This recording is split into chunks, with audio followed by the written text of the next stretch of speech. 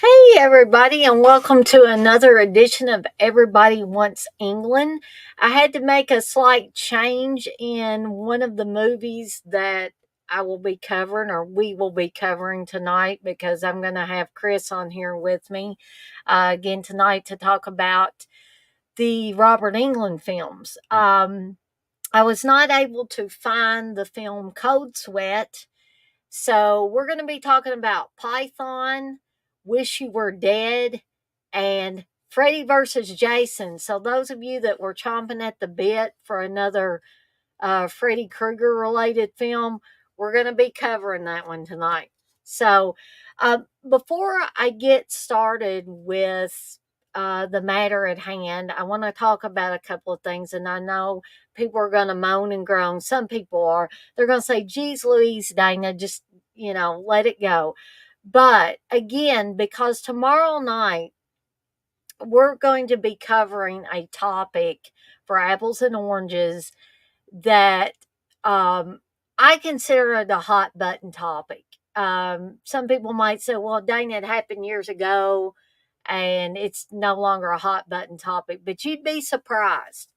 You would be surprised. There are videos out there as current as a few months ago that talk about the tragedy that happened during the making of Twilight Zone, the movie, the John Landis segment, um, where two young children and actor Vic Morrow were killed during a horrific accident. Okay. So, in case you have not heard that story. So, I will be doing an apples and oranges tomorrow night, discussing. We're going to try to cover all aspects of it. And everybody that wants to come in live on the stream, as long as they can be civil, will have their say. That's one of the first things I want to bring up. Everybody will have a chance to speak tomorrow night. If you want to speak on this, and like I said, you can be civil, you are welcome to come on. If you want to hang out in the chat and voice your comments in the chat, that is fine too. The only thing that I ask is everybody be civil towards any of the other people in the live stream, any of the people in the chat. Okay? You can voice your opinion, you can voice your anger, you can voice whatever. Just don't take it out on the others around you. That's one ask I have. Now, if you are live on the stream and you start berating someone for their opinion on this matter, I will warn you one time. One time is all you get, folks. If you do it a second time, I will ask you to leave the stream. You can go back in the chat if you want. If you refuse to take yourself out of the stream, I will take you out of the stream. So don't test me on this. That's all. That's all I ask. Don't test me on this. But one warning's all you get. Okay. So we're gonna try something else that's new for me. How many of you remember a talking stick? Have you ever heard anybody talk about a talking stick? You can only speak when you're holding the talking stick, right? So we're not going to be able to do that because we're not in the same room together, right? So, what I am going to try to devise is a virtual talking stick or talk stick, whatever you want to call it. And when we'll go round robin or whatever, or I will pick people to talk at certain points, okay?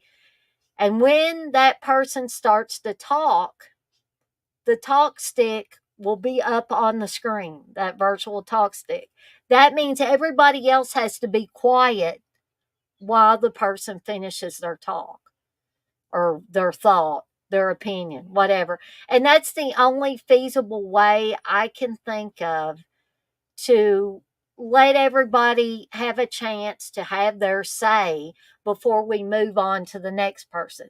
That way, people aren't getting, talking over each other and stuff like that. So, when I get Chris on here, I'll get his opinion on the virtual talk stick and all of that. So, hey, Blissful. So, hopefully, this will be a great apples and oranges with a minimum, hopefully zero snafus.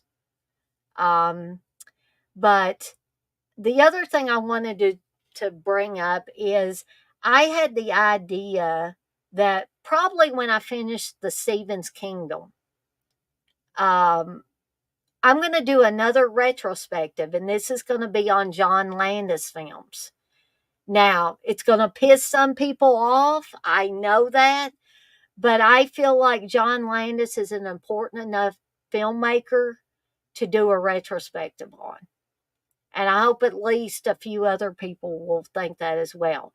This retrospective will be called Landis Confidential. Instead of LA Confidential, this is Landis Confidential.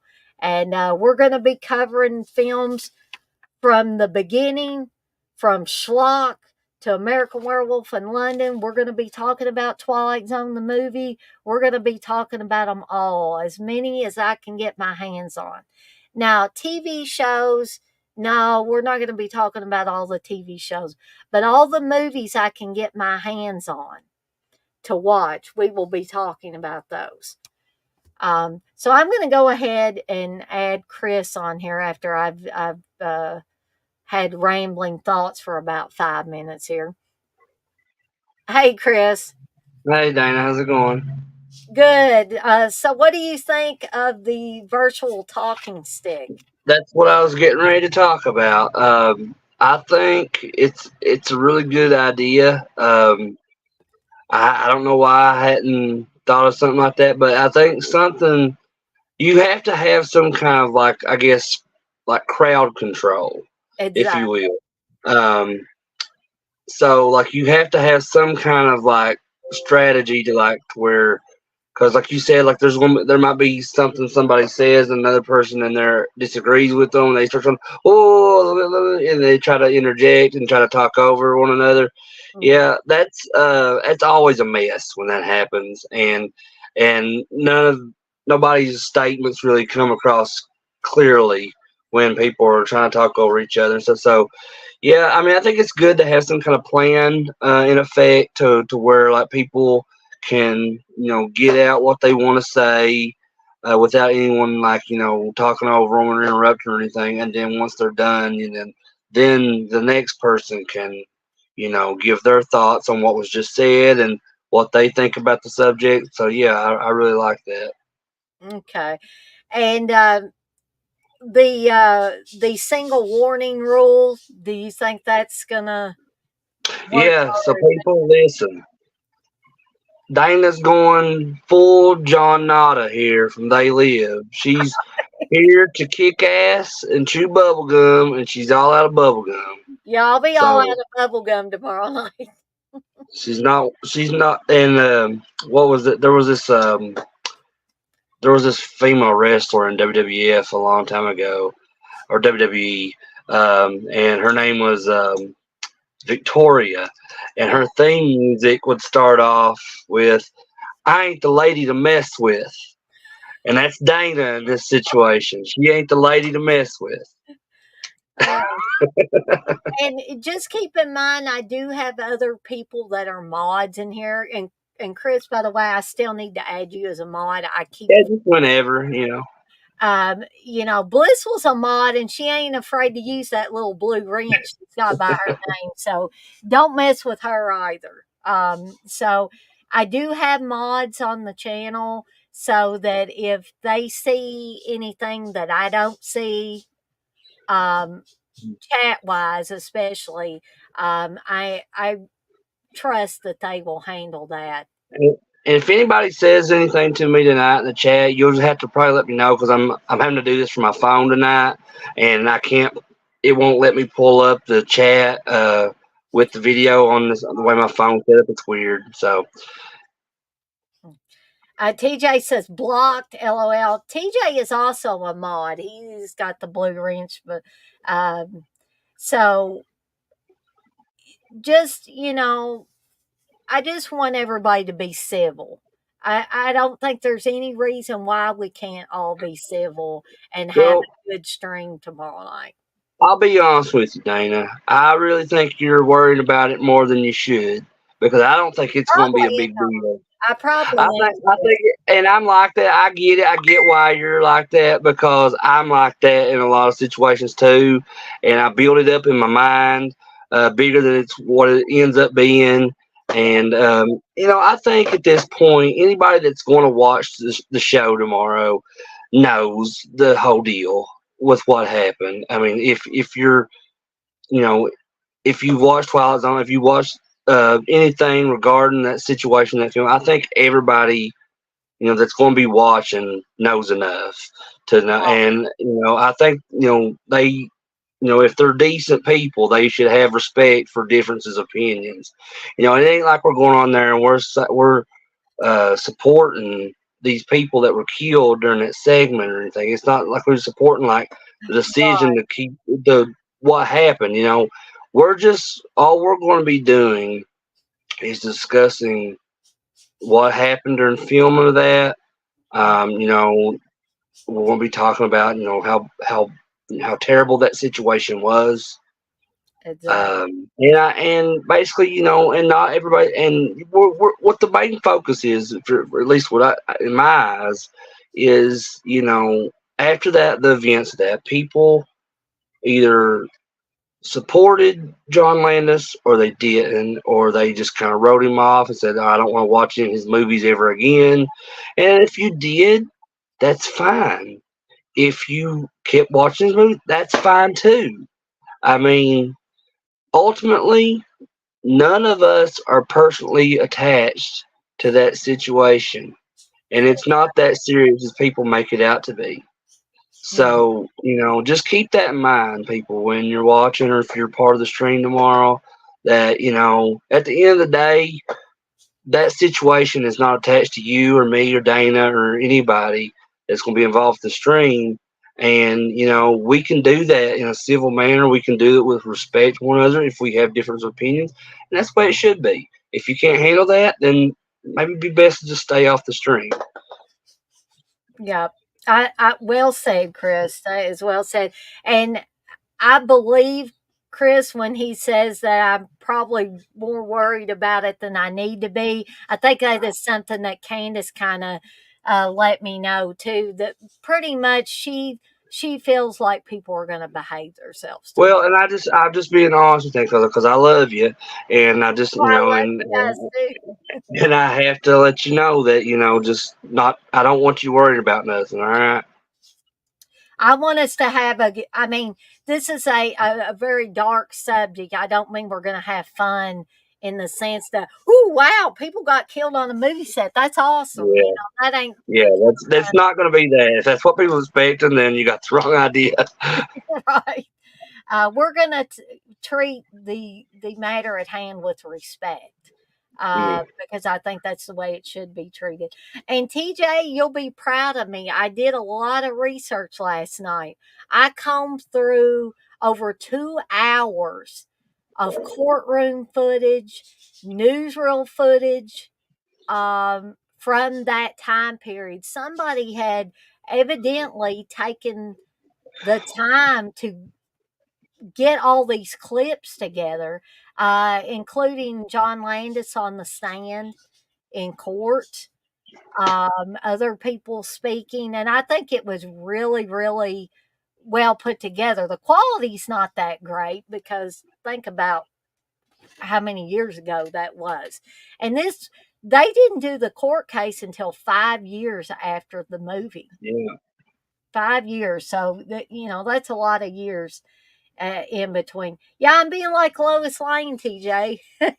And I also went back and watched the Cursed Films episode, which I really, was able to glean a lot of different angles And Chris is right when he said that that's a good avenue to go if you want to watch something that's kind of shorter and you don't want to comb through hours of Yeah. footage. It's like that episode of that is basically like a Cliff Notes version of the situation, and there's people involved in that episode, like that gave their perspective that weren't even involved with plots on the movie or that segment or anything. Like Kane Hodder has a part Yeah, in I that. thought that he was really. I thought he was very objective. I'll just say that right Yeah, now. because he was just giving his perspective from his experience as a stunt man and like dangerous stuff that he's been a part of, and it was really interesting to see him a part of that and have his take on all that. Hmm. I think that they should have. I think they should have talked to more stuntmen because I think having Kane Hodder on there at least was was big. That was a great thing that they did by having him on there because like we said, there were people on that segment, and I'll talk more about that segment tomorrow night. But there Uh, were people on that segment that didn't have anything to do with Twilight Zone the movie. yeah, and not to get off track or anything, what we're talking about, but it just reminded me we were talking about stuntman. I was watching Firestarter last night and didn't realize that there are two Michael Myers in Firestarter. So Dick Warlock and George P. Wilbur are Oh, both in that's Firestarter. right. I remembered that Dick Warlock was on there, but I forgot Yeah, about George P. so I thought that was really cause I didn't even realize that George Wilbur was in Firestarter, and then as it went off, I was looking at the credits, and I knew that was Dick Warlock in the movie, but he's credited as Richard Warlock. Yeah.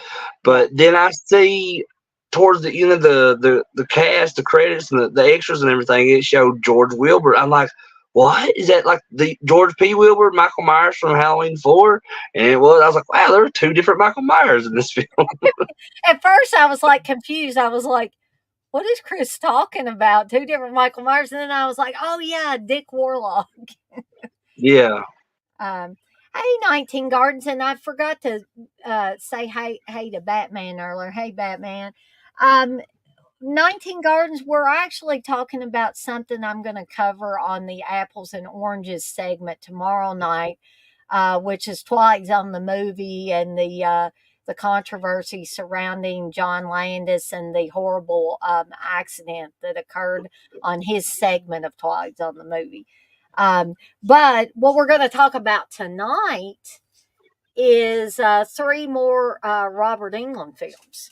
Um, so, Chris, were you able to watch any of the other two other than Freddy versus Jason? It's okay if Oh, you. I've seen Python, and I, I'm excited. I've had a lot of fun going back and rewatching it. Yeah, It's been a while since I watched I'm that. excited to talk about it. Now the second one was it "I Wish You Were Dead." I've not seen that one. I'm not familiar with it. You should. I should have told you it was on Tubi, Chris, but I didn't know if you'd have enough time to watch it or Oh, not. it's okay. I mean, I'll probably watch it again. Like I said, this is the first I had heard of it. So, but yeah, I've definitely seen Freddy versus Jason and Python. Yeah, I've seen it a couple times, and it's right up my alley for sure. Yeah, yeah, exactly. Mine too. And I was like, I forgot how much fun this thing was. It's so Uh, goofy. I love right.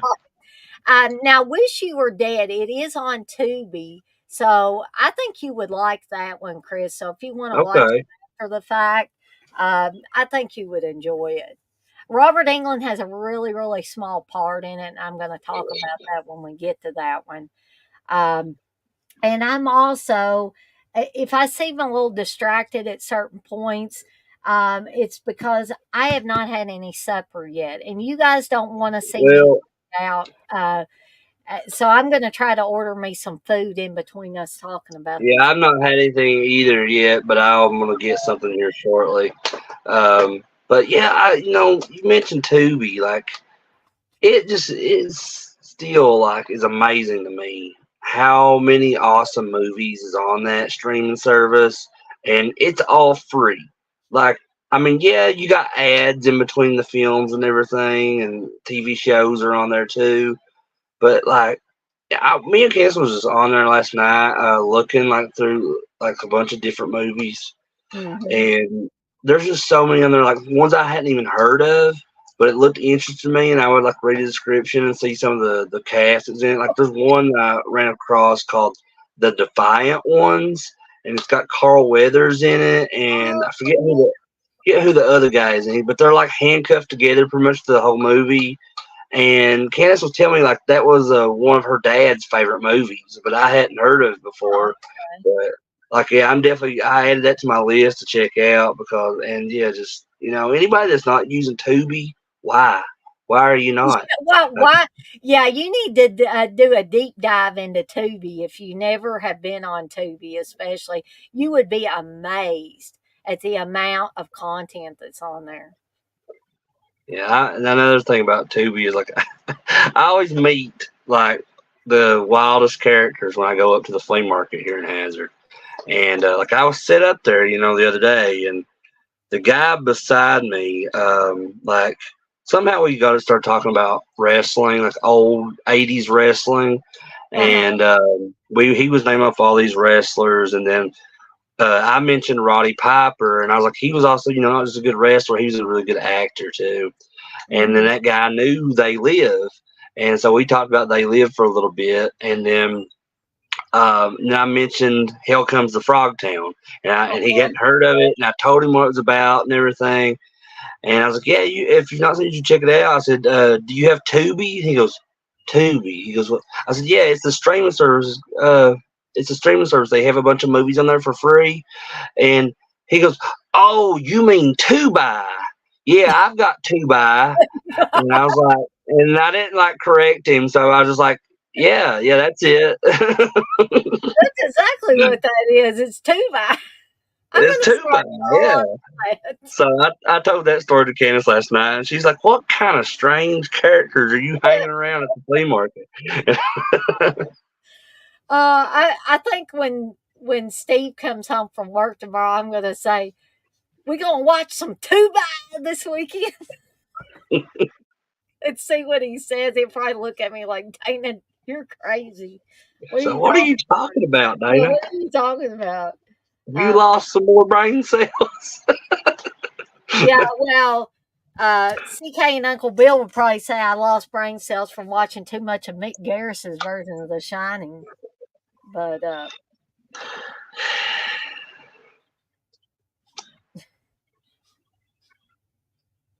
you think it's caused me to lose brain cells, Chris? No, no, not at all. Okay, so I've got my KFC order in. I'm going to get. Has All anybody had right, those famous bowls from KFC? Those things are I have. good. What my favorite thing from there right now is something new they got. I think I might have mentioned them on one of your streams before, but they're like little. They're kind of like nuggets, but they're sauced, and Mm. they have all these different sauces. And I got one. It was called I can't think now. It was like I want to say it was like a mango, some kind of barbecue sauce or something like that. But it was they're great, and like we order stuff like through a lot of the restaurants around here. They have the apps, so we kind of order like through the app, and sometimes you get special deals on there. And I ordered those just because I just had to spend $10, and I got like 10 of those little nugget things for free. Yeah, I something else they got new at KFC that I got last time I ordered from them, and I got it Mhm. this time is these apple pie bites. Oh my Oh yeah, yeah, goodness. I got those last time too. Went there and they were awesome. Mm. And yeah, we eat KFC a lot because there's one directly, basically across the road from Candace's mom's house. So Mm. yeah, I can just like walk over there if I want something if we're down there at her mom's. And by golly, they're already picking up my order. So probably what I'm going to do is eat my Dang. famous bowl for. really late supper, and then I'll save those apple pie bites for my snack before I go to bed or something. You know what would be really good? I was telling Steve that you could put on those apple pie bites. Put like four of them in a bowl and put a big old spoonful of vanilla ice cream on top of that. That's what you need to do. People are worried about me eating. I'll be eating here shortly. I promise, guys and gals. Batman says, Go Dana, get yourself some food. Blissful has an arrow point. She said, what? Super Batman nerd said, Dana. And TJ says, Dana, buy apples or packages of nuts or trail mix. Sheesh. Yeah, I know, TJ. I need like this on the go stuff, and I probably need more healthy stuff than KFC, but you gotta know, treat yourself, Dana. I know. And right now, KFC sounds better than apples or nuts or trail mix. Right? To me, it does it anytime. I like apples. I like green apples. I like green apples better than I Oh do. yeah, I love apples too. I just, but as far as like, I thought you were talking about trail mix and stuff like, because I don't really, I don't care for trail mix. I'm not a big trail mix fan. I will say that. I just, Eating right um, before you pass out isn't the best thing, lady. Well, I don't feel like I'm going to pass out right now, TJ. That's why I'm getting myself something so it'll be here in a few minutes so I don't pass out on you guys. Um, Batman says, "Oh, fuddy duddies like CK and UB complain about Tubi. All these ads, by God. Hey, at least it's free. Do they really, do they really complain about it, or is Batman they just do, but it's in a joking manner. Like, you can. I mean, they're just kind of doing that as like being sarcastic, playing about the the ads and everything. Which I mean, I don't like ads myself. I mean, but to me, it whenever I watch some of the ads, it gives me like a minute or whatever it is, like a break. I like to look something up on my phone or check something or like go grab something out of the right? kitchen or. So yeah, I don't really mind ads at all unless like if it's one of those cases where like it is kind of like, but I think they do this on purpose to where like something big is about to happen in the movie, and right before it happens, like they cut to a break, and you're like, "Oh man!" But to me, that's like the fun Well, of it. I got a little secret for you guys and gals in here. Steve, in his, Steve's got his ways. He's got his ways to get movies, but he was able to obtain for us a commercial-free version of Tubi. So if I'm watching Tubi back there on the television, I don't have commercials. Now, if I watch it back here on my computer, of course, I got the commercials. But he's got a program on the TV that's a commercial-free Tubi, so it is possible to watch Yeah, it. they're one of these days. Head officials from Tubi's gonna break in and like wrestle Steve to the ground, and be like, "What do you know? What technology are you using to obtain this?" They'll be hauling Steve off to some undisclosed location. They'll be blindfolded. They have him like in like a dark room with just one little light hanging and it tied up underneath it, like just dripping water on top of his Like, head. tell us what you know. It was Dana. Dana put me up to it. I should make a commercial like that. This is what's That would be awesome. if I can get Steve to do it, we'll do a commercial or we'll do a little skit like that, um, talking about the commercial free TV. But be careful because this could happen to you, and then go into it about being interrogated by the Tubi officials. Um, yeah, oh, Batman, you're probably getting ready to go into work, ain't you? Um, Force feeding him bacon, yeah, that would probably be torture, Blissful. And as for you and TJ saying I don't listen to anybody. Heck, I don't listen to my husband either. I don't listen to my parents. I don't listen to nobody. That's okay. Candace don't listen to me either. Oh man. But you take care, Batman, and I'll see you next time. Um so before it gets any later, and I may have to leave y'all in Chris's capable hands when my food gets here and I have to go out there and get it. But we'll go ahead and get started and we'll kick this off talking about Python. Now, like I told Chris, I had forgotten how much fun this movie was. And where else can you watch a movie where Will Wheaton has pink hair? You Pink know, hair, I tell I you. was watching this back recently because I knew it was coming up on your schedule, um, and it just I had forgot how many like people and like well-known actors are in this. And Yeah. then like even a few small cameos too of like some like cult films. Like Keith Coogan shows up at the end of the movie, and it's just so like hilarious. And watching it back, all I could think was like, who casted this? Who put this together, got all these different actors from like it's like the most random cast of like actors that came together for Python of all movies, and I'm just like, did somebody get paid off here or something to bring like so? Because I mean, you got Robert Englund, Maybe Robert you Englund brought everybody else in. maybe I mean like it's so interesting to me because like this was a very like under below the radar type film Oh, for I mean it's really uncommon. You don't hear anybody ever talk about this movie no. because it looks like it's a movie like made for Sci-Fi Channel or something because of like the big CGI snake and everything. But you got Robert Englund, you got William Zabka from The Karate Kid, William freaking Zabka's on this movie. you got I think her name is Diana something. It's Donald Are you Bear. talking about Dana Dana Barrow. Barron? Yeah, that's what her name is. She from National Lampoon's Vacation. It played Audrey. You got Sean Whalen in this from People on the Love Stairs. You him got in this. Jonathan Franklin who played Isaac in Children of the Corn, and he's also cousin Ian in the Addams Family movies from the '90s.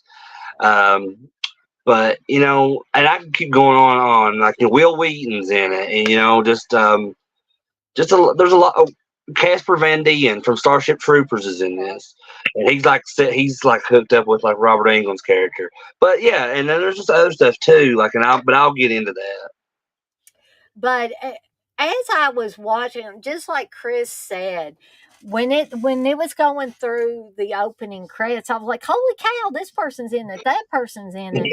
Yeah, it's And I crazy. was Like, like, I had forgotten because, guys and gals, it's been years since I saw this movie. I own it on DVD, and but I was too lazy to pull it out from my collection of DVDs, and so I just watched it on YouTube. But I was like, why in the world have I not watched this again? Because it was just so much fun. Yes, very cheesy snake effects. It's obviously fake. We all know it's fake. yeah, Um, but what I found fun was not necessarily the giant snake. What I found fun was watching all of these pretty much genre people. They might not have all been in horror, but they were in genre films. I mean, William Zabka, I've talked about him. He made a career of playing, jerk characters in a lot of like teen comedy films and the Karate Kid I could go on and on. He basically there was a time period in the 80s where he made a career for himself doing that stuff. yeah, yeah. What was that movie we just watched recently that he was part of? Ah, shoot. What? Oh, was it Back to Oh, Back School? to School, that's what it was, yeah. Yeah, yeah, he's in Back to School, but I tell you, like which I think a lot of the talking points about Python for me is going to be kind of all over the place. It's not going to be in any kind of order, Mhm. because like I said, it is a really fun movie. Like it's nothing to take serious. Like you can tell there's a lot of intended comedy within the movie as well, And I really love that about it. Anytime like you can produce something that has comedy and horror in it, and it's intentional and it works. I love it every single time. And you got Jenny McCarthy's in this as well. That's And I right. mean, that's a very odd choice to put like Jenny McCarthy in. You know, she was in the '90s when she was real big and everything. Because like I think she did like Playboy, and she was in a bunch of different modeling magazines and stuff like that. But she was always on like MTV hosting things, and she always kind of had like an odd, like kind of like character about her. She would always make like weird faces and stuff, and she does that in this movie too, and it it's so funny. But I tell you What in something, the heck was watching it, she doing with her lips, Chris? I think yeah, she was with her lips. exactly. That's how she is. Like when she's in everything she's doing. I was like, that's Jenny McCarthy being Jenny McCarthy in this. Um, and that's why I love about this is because they knew that was going to be comical about this movie, and they included that like because nobody's going to need to watch this and be like, well, this is dumb. They're just doing stupid. It's because it's intentional. It's That stupid because it's intentional. And I mean, like the part towards the end of the movie where like the snake is trying to get to Dana Barron's character, and he helped the main guy like helps her get out of the car, and they run and they get on bicycles, and they're just riding on these bicycles, and this giant snake can't catch them while they're on bicycles. I mean, it's just fun, ridiculous stuff like that. But you my know favorite, a part I liked. I just wanted to bring up this one real funny part because we were talking about funny parts when the Dana Barron's friend is being menaced by the giant snake, and she's in the bathtub with a towel around. oh, and she just She got the gets the towel on. shampoo. She gets the shampoo and she squirts it Oh at it. yeah, yeah. She looks down and it says, "No more tears." And I was Yeah, like, like "Oh my so god!" she uses that, and then she picks up a rubber ducky and she throws it at the snake, and she's just trying to do anything she can, and then for some miraculous reason, she gets by the snake and up the stairs. That's why we after that we see the end of Will Wheaton's character at that. But Yeah, he's like, "You woke me up for a snake," and then he gets taken out. but I mean, it's so funny and goofy, and I love it. But watching it here again recently, I noticed something about it that I hadn't noticed before, and it may be now my new favorite thing about this movie is that there is an Andy Griffith reference in this movie. Did you Okay. spot it? I must have missed the Andy Griffith. Okay, so let's look at the police force. So the sheriff, his name is Griffin, and he kind of comes across like Andy Taylor in the Andy Griffith Show. Okay, then look at Sean Whalen, the deputy of Sean Whalen. He Mhm. acts like Barney Fife, Yes, he does. and then the guy who's like working with the police, played by Jonathan Franklin. His name is Floyd, I like like Floyd Floyd the the barber. Barber. Yeah, and I'm like, wow, that's absolutely a tribute to Andy Griffith. It has to, I mean, unless that's just Oh, it's right. extremely coincidental, because like how and the whole Barney Fife and Sean Whalen's character like comparison is like because he's trying to like he's like pumped up and stuff, and he's trying to like accuse like the main guy like doing this of murdering people because they were finding like all of these like because the snake spits acid, by the way, if nobody Yes, knows it that. does. And so all the victims that they're finding are like it's just like skeletons like covered in blood, and parts of their skin are still like hanging off the skeleton and stuff. And so Sean Whalen's character, who's the deputy, he's like accusing of this main guy. I think his name is John or something in the movie, Yeah. but he's like accusing him of like doing that to all these people because he said that he was like the only person in town that had a storage of Yeah, acid or yeah, him and something. his brother and what It's crazy. somebody we haven't talked about yet is well, we haven't really talked about Robert Englund, but we'll No. get to him. But the realtor guy, the guy that is making Oh my all the god. money and But- has that whole scene with Jenny McCarthy where uh, yeah. it seems like you keep expecting them to have sex and they never have sex. It just kind of alludes to it, but it's always some kind of funny thing. Yeah, because like there's one scene where they show just like the outside of the house, and you just hear them talking, and she says something like, "Oh my God, it's so big, it's huge, enormous," or something, and you're thinking, oh, like it's going to be like a sex scene or something. But they cut to him, and like he's just like showing her like the housing contract or something. Yeah, exactly. And it's it's funny stuff like that. But when they first show that guy, the guy that plays like the realtor, like he's on the road with, and he pulls up beside Will Wheaton and the other guy in their car, and then this little kid comes in front of them on a bicycle. I mean, it's a little kid, Yep. and that guy says something like, um, he says something about like cutting that kid's balls off or something Yes, like that to that because effect. the kid hits his car and he Yeah, gets it's really something really weird he says to him, and I'm like, dang, that's not something appropriate you want to say to a little kid. But yeah, there's just great stuff, like very humorous stuff all over this film. I did want to say hey to Candace because I didn't want her to think I didn't see her in there. Uh, and let's Yeah, see. I didn't even know she was in here because, like I said, I can't see any of the chat. So, But I but I don't guess know. we could talk about Robert. Oh, sorry. Go ahead. Oh, I was just gonna say it just amazed me. I have to say this again. It amazed me how much fun I had with this movie. I was like, Yeah, I really did. did I black it out or what did I black out when I was watching the first time? Because I don't remember having that much fun with it. But man, Yeah, it is really, and it's so odd too because like the guy that's looked at as the main character in this is really one of the only few people in the movie that I don't really know who they are because I don't recognize that guy from anything else. But like just all the other like the supporting cast is all the like really the main reason I think anybody probably would have watched this to begin with because if you didn't know what that movie was, but you knew everybody that were in this that were from like genre films and stuff, it sounds super appealing, because it's got a really good cast and it's even got, like I said, it's got a little few cameos in there. Key Coogan, which is it's random. It really is. It's random how the just all these people came together from different like walks of life and in the movie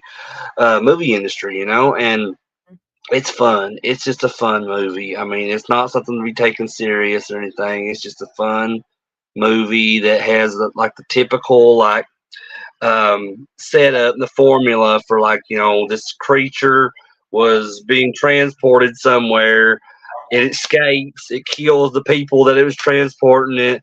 So yeah, it's on the loose, and then and especially like a big giant creature like that. So there's like the implication that there it was some kind of big science experiment, and it, they think Robert Englund's involved with it and everything because he says he keeps talking about how he knows stuff about it and like it's highly intelligent and all this. And I guess we could segue into that talking about Robert Englund's character in this because I thought it was really cool. well, I will let you do that, Chris, and then I'll when I get back because I've got to go grab my Oh, food. okay, It okay, just got no dropped problem. and I'm going to take myself out of the stream because y'all don't need to see me walking around here and doing stuff. But I'll be back here in But just. yeah, but I'll just talk about whatever till you get back, Dana. But so yeah, like this, if nobody has seen Python, I mean, like on paper, and like it kind of looks like something super cheesy, which it is. It is super cheesy, and it might not look appealing, from the outside of things. But I always say, don't judge a book by its cover. I hate when anybody judges something from not even like a movie, for example. I hate when someone judges a movie without even seeing it yet. And a lot of people say, "Well, I watched the trailer and it doesn't look great." Well, I've watched a lot of trailers for films that didn't look great, but then I watched the full movie and I ended up loving it. So yeah, like that's just how I am personally. I just to say, don't judge a book by its cover. And this situation, like, I saw this movie for the first time a long time ago, because I think this movie, I'm not sure what, I think this came out in 2000.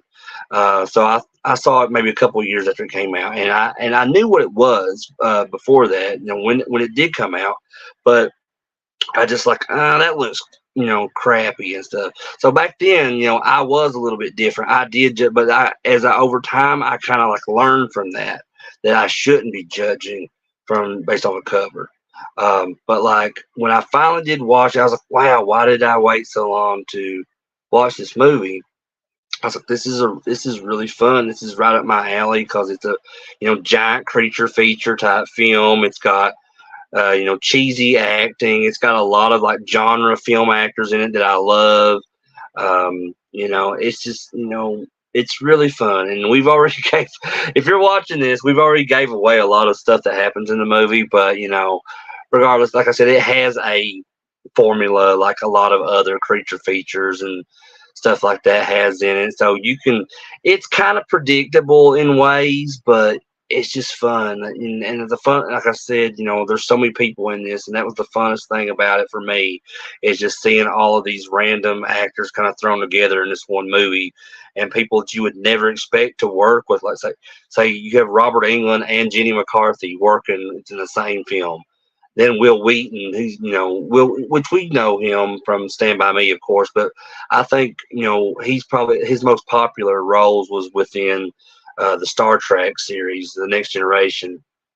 Um, but one thing that did really surprise me when I was watching this film again recently was that there is the person that does the voice sounds, like the snake sounds for the giant snake. And I did not realize that this was him because I don't remember seeing his name in the credits or anything when I watched this, the times that I've watched this. But Frank Welker, possibly the greatest voice actor of all time, voices the snake in this movie. And if you don't know who Frank Welker is, then you may not know that name right off the bat. But once I tell you what all he has done the voice of in the past, you're like, oh my God, that guy was the voice of my childhood. If you grew up around the same time that I did.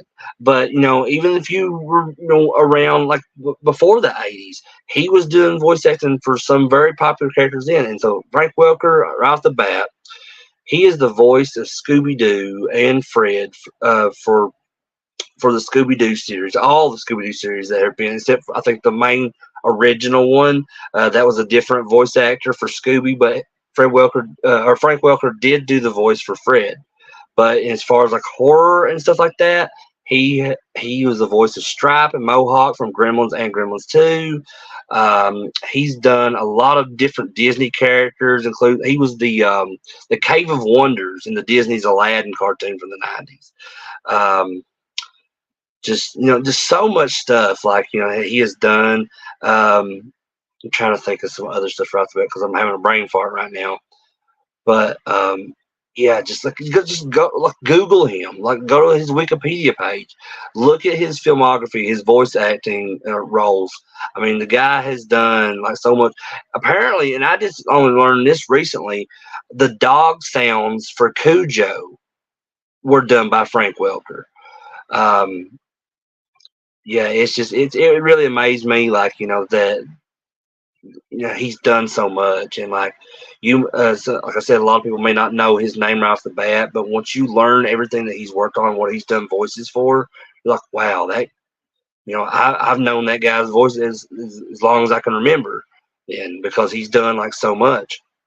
But yeah, like I just learned that recently, so I thought that was a really cool tidbit. Um, let's see, what else can we talk? So I don't want to talk about Robert Englund's character until Dana gets back on here, because that's the reason she does this whole show, man, is that she has to she covers all of Robert Englund's career, and I respect that about Dana doing that. So yeah, I want to give her that honor to talk about his character first within this film. But yeah, and it sucks that I'm on my phone. I can't see anything in the chat currently.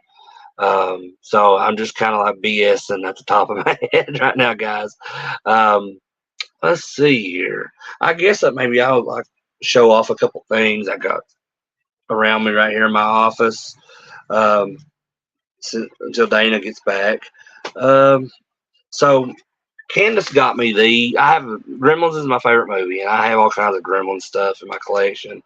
And Candace got me these several years ago, and they weren't even on my radar until like she got them for me as either like a birthday or a Christmas gift. And they're called laser blazers. So they're like these 3D holographic stickers. And these are the Gremlins ones. They're by color forms. If anybody remembers color forms, I also have a Gremlins color forms set in my closet over there. Um, but they made like all kinds of different uh, movies from these laser blazers. They did like I think Last Starfighter and maybe some Goonies ones and different ones. But yeah, Dane, I was just showing off these laser blazer stickers that Oh, Candace that's got me. cool. These holographic, they're like the Gremlins ones. So trying to can you see on there a little bit? Uh-huh. Yeah, Cool. they're really neat, and I was telling everybody about while you were gone, just how fun this movie is, and just everybody that's involved with it. And I was telling them that recently I found out about Frank Welker is the one that did the voice for the snake sounds in Mm. this, and and I'm sure you know who Frank Welker is, right? Well, I heard you talking a little bit, talking about Scooby Doo and Yeah, he's been the voice of Scooby and Fred on Scooby Doo for years since probably like the late '70s, early '80s. Mhm. He did the voices for Stripe and Mohawk in both Gremlins and Gremlins 2. He apparently did the dog sounds for Cujo. He's just done so much, and like he definitely, if you're not super familiar with his name, I'm Uh-huh. sure you're super familiar with his work, and it's amazing to me to go and look at his filmography and stuff that he has done, everything that he's worked on and done voices for. But and also I was telling him that I wanted to save talking about Robert Englund's character until you got back because that's your whole deal, Dana. Well, something odd occurred when I went out there to get my food. Uh huh. There was this package out there with my name on it. I could have sworn it was something for Steve, and I'm not sure what this package is. So, would y'all like to see me do an unboxing of? I don't think it's anything that I shouldn't unbox on I here. hope it's not a bomb or something. I hope not. It came from I'd love to see the if I unboxing. if I die on camera, this package came from Plainfield, New Jersey. So y'all go look for somebody in New Jersey that would have sent me this package. So let's see what this is here.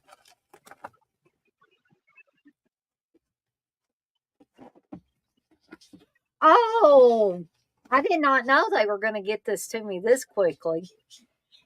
Because we've been doing such a good job on the help desk, I don't know how many of y'all have heard of Snappy Gifts, but they gave us an option to pick something from Snappy Gifts, and I have never had a digital photo frame. Oh, So that was what I chose as my gift. So that's this, awesome.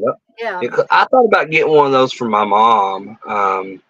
Because my mom, she loves, family photos and stuff, and she's always buying like the binders and the sleeves and stuff to put to make photo albums.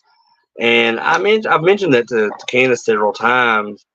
Is that maybe we should get her one of those digital like photo frames that where you can just because you can just like it sits there and all the photos just kind of like go through and change and stuff. But then again, I don't know if it would be a good idea because you have to do you have to have an internet? Like, do you have to have Wi-Fi for one of those, or do you know? Well, it's been my experience that usually you use like an SD card or Hmm. a flash drive, like a USB drive. To Yeah, so that's something I would have to probably just, if I did get one from my mom, I'd have to do everything for her because, like I said, she's not good with technology. She doesn't have internet or anything like that. So I'd have to probably just have to like work with her and just say like, hey, which photos do you want on here? I'll set it up for you. yeah, yeah. But I bet once she got it set up and everything, or you got it set up for her, I bet she'd really, really like it. He probably would. I'm still considering getting her one, so we'll see. Sorry, guys and gals, as happens sometimes when you get DoorDash, they gave me a regular lemonade instead of a blackberry lemonade. I specifically got a blackberry lemonade because I wanted to try it, and what they do, they sent me a regular lemonade. So I'm complaining. Shame, shame, KFC. Yeah, if I wanted a regular lemonade, I would have got, and I guarantee I paid more for that blackberry lemonade than you would have a regular lemonade. Have you had the exclusive Mountain Dew flavor from KFC yet? I don't believe so. It's called Sweet Lightning, and I don't even know how to describe the flavor. Like it Uh-huh. has kind of orange-ish, like pineapple-ish taste. Um, but I don't know. It's like it's very interesting though. I like it. So they gave me a $3.21 credit I can use. So maybe I'll get And me blackberry lemonade some other time. was it through DoorDash you got it through? Yeah. Let me tell you an experience I have DoorDash once. So I don't drive, Uh, and I was here by myself one time, so I couldn't have I didn't have anybody here to like take me and get something to eat if I wanted it. So I decided I wanted to use DoorDash, and maybe about like it's about close to a 5-minute drive from my house. There's a McDonald's. uh-huh. So I ordered some food from McDonald's. I think I can't remember what it came. It was probably like $13 or something for my whole meal that I got. Um, and so you know how on the DoorDash app you can see where your driver is Right. on that map. Okay, so he goes and he picks it up, and then he comes. He's coming towards our house, and then he goes past the house, keeps going, keeps going. I'm like, okay, he's gonna stop eventually and like turn around. Uh, No, the dude drives like I'm watching him on the map. He drives like 10 minutes across the whole city, and then he finally stops, and I'm like, okay, what's he doing? And you can see he's staying in one place. mm-hmm. And then I'm like, okay, this has been too long now. Like I'm gonna call DoorDash. So I called DoorDash, and they were like, they put me on hold, and they said they was going to get in contact with him to see what was going on, and they got a hold of him. They came back to me, and they said that he was having issues with the app or something like that. And but then the guy finally made his way back to me Uh-huh. and gave me the food. But at this point, the food was already cold and everything. And so I just contacted DoorDash, and after that, and told them the situation again, and they credited me my entire amount back. So I got that food for free. It was cold, I mean, but I had to put it in the microwave a little bit and get it to warm up. But yeah, that was the only like bad experience I ever had with DoorDash. Anytime else, it's been pretty easy and no issues or anything. So. I've had, multiple things happen. I can't remember if this one was Grubhub or DoorDash, but Mhm. the only two dogs that were at the front door with me, Chris, were Brandon, and this was after Brandon had gotten older, and he wasn't going to hurt anybody. He was a basset Right. hound to begin with, and he wasn't a violent dog unless you hurt him, and then he might snap. So it was just Brandon and Brink. And Brink makes a lot of noise, but she ain't gonna hurt anybody. She'd just probably Right. come out on the front porch and greet you. That would be all she would do. So this guy, I was gonna keep the dogs back, and I was just gonna reach out and grab the bag of stuff when the guy came up there. This guy doesn't even come to the door. He like comes halfway up on the porch and throws my bag of food and tells me through the door, I don't like dogs. I'm like, Huh. I wanted to say, dude, you're a DoorDash or Grubhub driver. You're gonna encounter pets. I mean, that's just Yeah. so I complained about it, and Yeah, I would have too. I mean, if somebody would have said that to me, I'd be like, well, buddy, I don't like you, so I'm going to report your ass. I told them exactly what happened. I think they refunded the cost of my order. Thankfully, the food was okay. But if I had had soup or something like that, and he Yeah, just give it a yeah, toss, that sounds extremely unnecessary. And then he added those comments on top of that, saying that like, I don't like dogs. Well, who cares, buddy? This is your job. Like nobody's saying you have to fool with the dogs. I mean, they like you said they wasn't getting to him or anything, right? mm-mm. Yeah, I don't get that. Like and my dog Ghost. I mean, he's a big dog. Like I said, he's half blue tick, half husky. And today's his birthday, by the way. He's 2 years old Oh, today. is he in the Uh, room with you, Chris? he's not with me. He's not with me right now. But like he is one of the friendliest dogs ever was. And I've had people like come by the house stuff and like see him because he's a big dog, and they like act scared of him. I'm like, no. If anybody's scared, it's probably he's probably more scared of you than you are of him because Exactly. he's a type that he takes a while to kind of warm up. That he like won't like you know do nothing. He won't try to bite you or nothing. But like but I mean like he kind of takes a while for you to let him pet him and stuff. Because like my dad when I because I'd had Ghost for probably close to a year before my dad actually came to the house and seen him Mhm. for the first time. So it, for some reason, Ghost was scared to death of my dad, and he was like just pissing all over the house and having accidents, and like I mean, Ghost will just kind of do what he wants and just go lay around the house or do whatever. But like the whole time my dad was here, he like was like latched to my side, and he didn't want to move. And like I said, but then my dad would like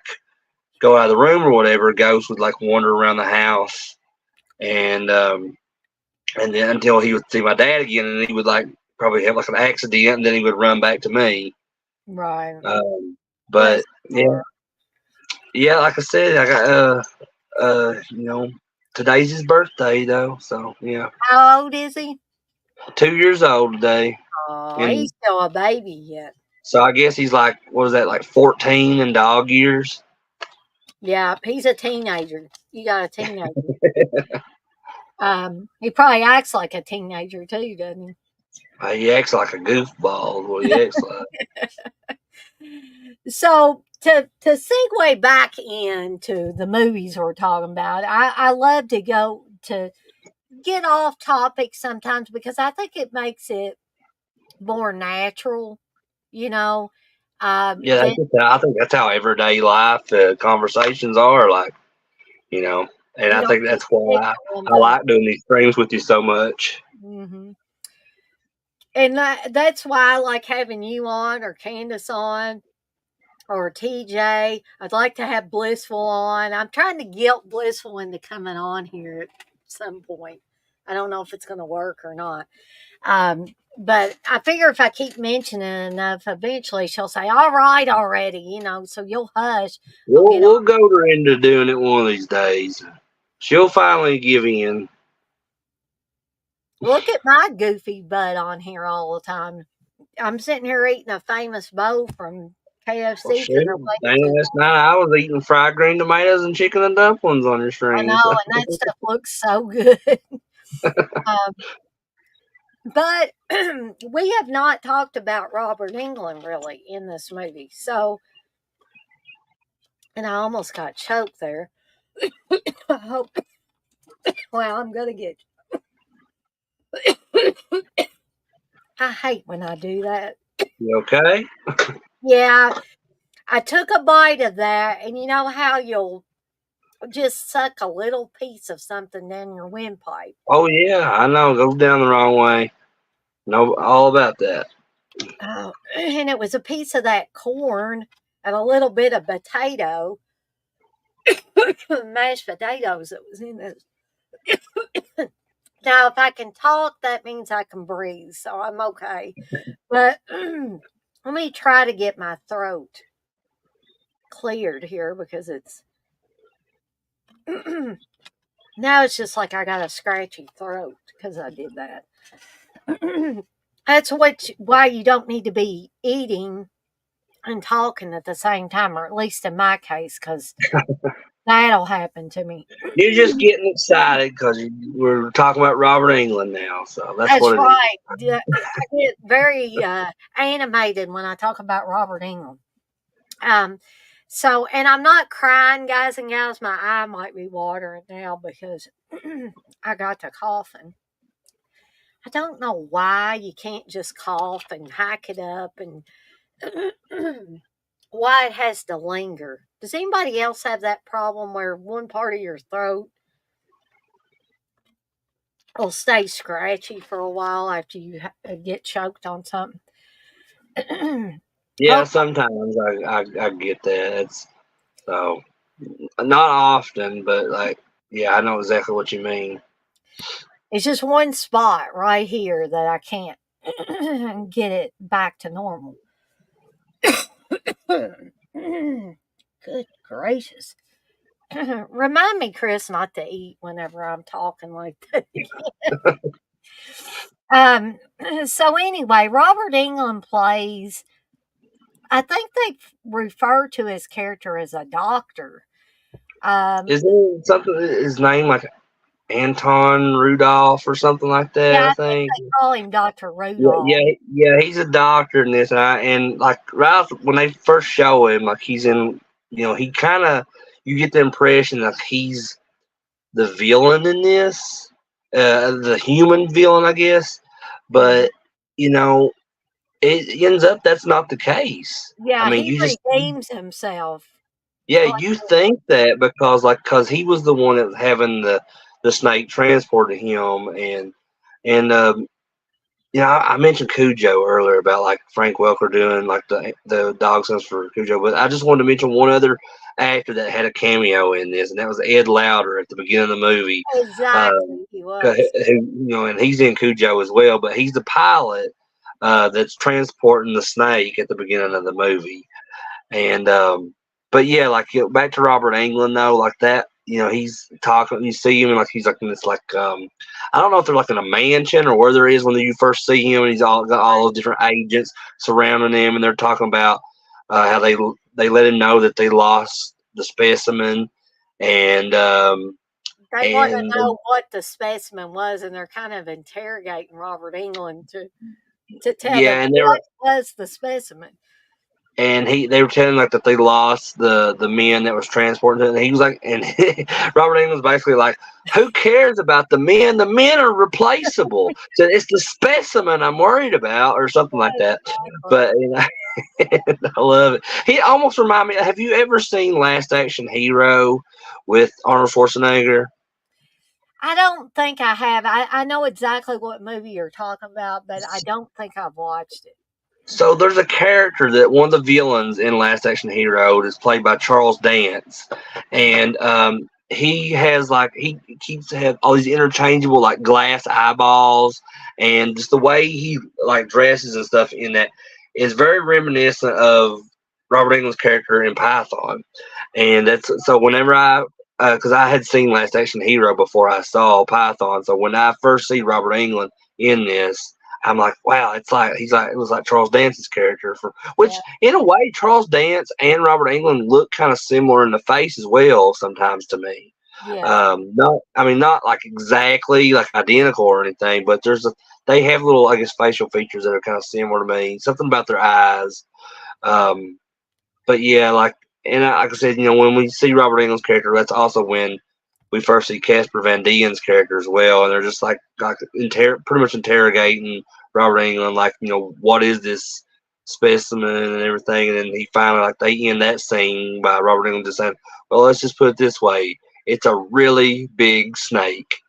And then I love this like cheesy like 2000s music starts playing. It's because it segues into that next scene. That's like, but again, that's just another part I love about it. But the thing I want to bring up about Robert Englund, and it's the thing I love about him, he does not care what movie he is in. And you could put him in a 2-second role, you could put him in a 5-hour role, and he will still give it his all. He never treats any role. Oh, I think I lost Chris.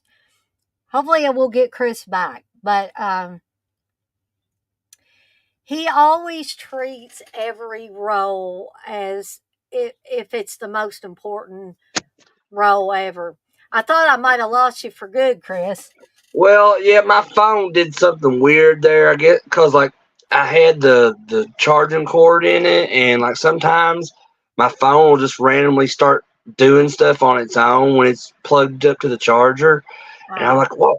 Oh no! I said, I think I got kicked out, but thankfully I was still in here.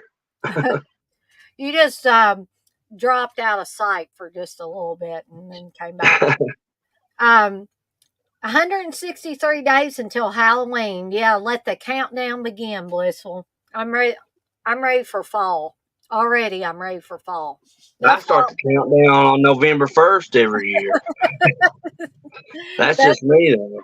yeah, we got a bunch of people that love Halloween in here, as it should be.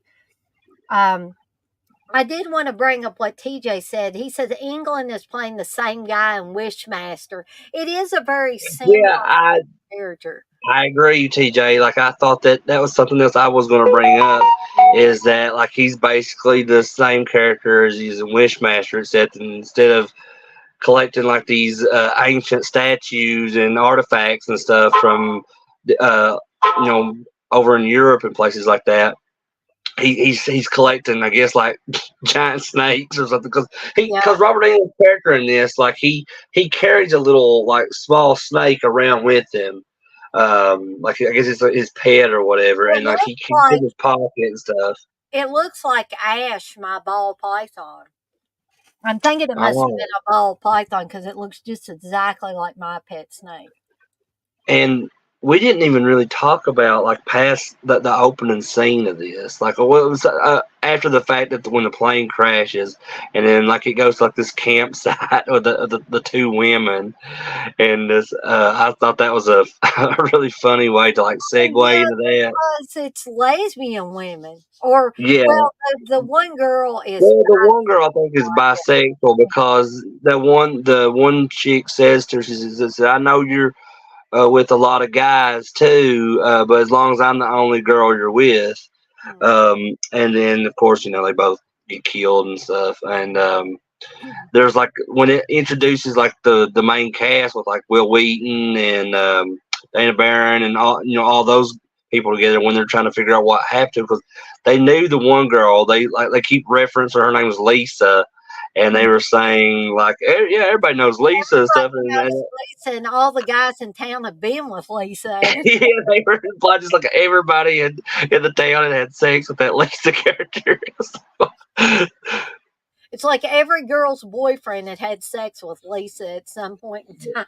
But yeah, that doesn't really apply to like Robert Englund's character or anything. That's something I just want to mention before I forgot. So sorry, I kind of segued out of that. But I want to ask you something, Chris. Did you catch the Friday the 13th reference in here? Did I catch what now? The Friday the 13th reference? What was it? Okay, so remember when Will Wheaton's character was talking about where they were going to go camping? Hmm. He mentions Crystal Lake. Oh, And I does was he? like, I didn't yeah, catch that. yeah. He said, we're going to go to Crystal Lake. And then he says, if we can't go there, then we're going to do something else. But as soon as he said Crystal Lake, I was like, man, they even threw a Friday the 13th reference in this movie. I mean, like I said, there's some really crazy references like that. The whole Andy Griffith reference to me was the one that kind of stood out to me when I Hmm. watched it again last time, which I did. I guess I just really didn't pay much attention to it before when I'd seen it, all the times before, because I didn't really get into the Andy Griffith show until I got with Candace.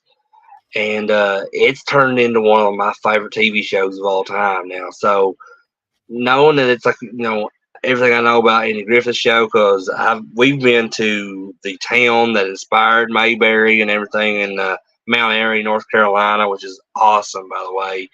If you're an Andy Griffith fan, go check that place out. But like I noticed that like right away with those characters in this, like because the guy's name, the sheriff's name is Griffin, and he's the sheriff. So like much like Sheriff Andy Taylor.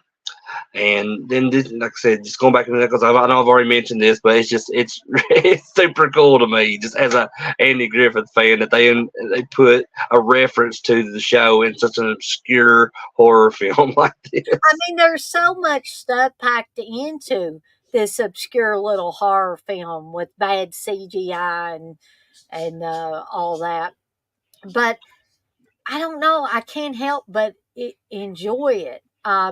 So if Robert Englund, something else in this movie that made me really, it's like, oh, this is sweet Robert Englund. This isn't like Freddy Krueger Robert Englund, So there's a scene where they're trying to figure out how to destroy this giant snake. And so Dana Barron's character and her boyfriend John in the movie, they end up running into Robert Englund's character, Mhm. uh, Dr. Rudolph, and he tells them that basically they need to set up an explosive device to destroy Yeah. the snake. So they set it all up, and meanwhile, Dana Barron's friend has caught up with them. She's still in her towel. I think isn't she still in her towel at Yeah, one and that was another thing. I'm glad you mentioned that again because, like, we already talked about how, like, when she was in the bathtub and she's throwing all the different things, like the rubber ducky and the no tears, like shampoo and stuff. And but then when she runs out, like, she's still got the towel wrapped around her, and like it shows her like running outside up a hill and everything, and like that towel is just like latched on to her, like it's not. It's like got Velcro on it or something. I don't. Yeah. So she's with them. So it's Dana Barron and her boyfriend and her friend, and then Robert England's character. That's the core group there for a certain amount Hmm. of time. And so they get the explosive device all set up, and then they all go outside away from this little shack area.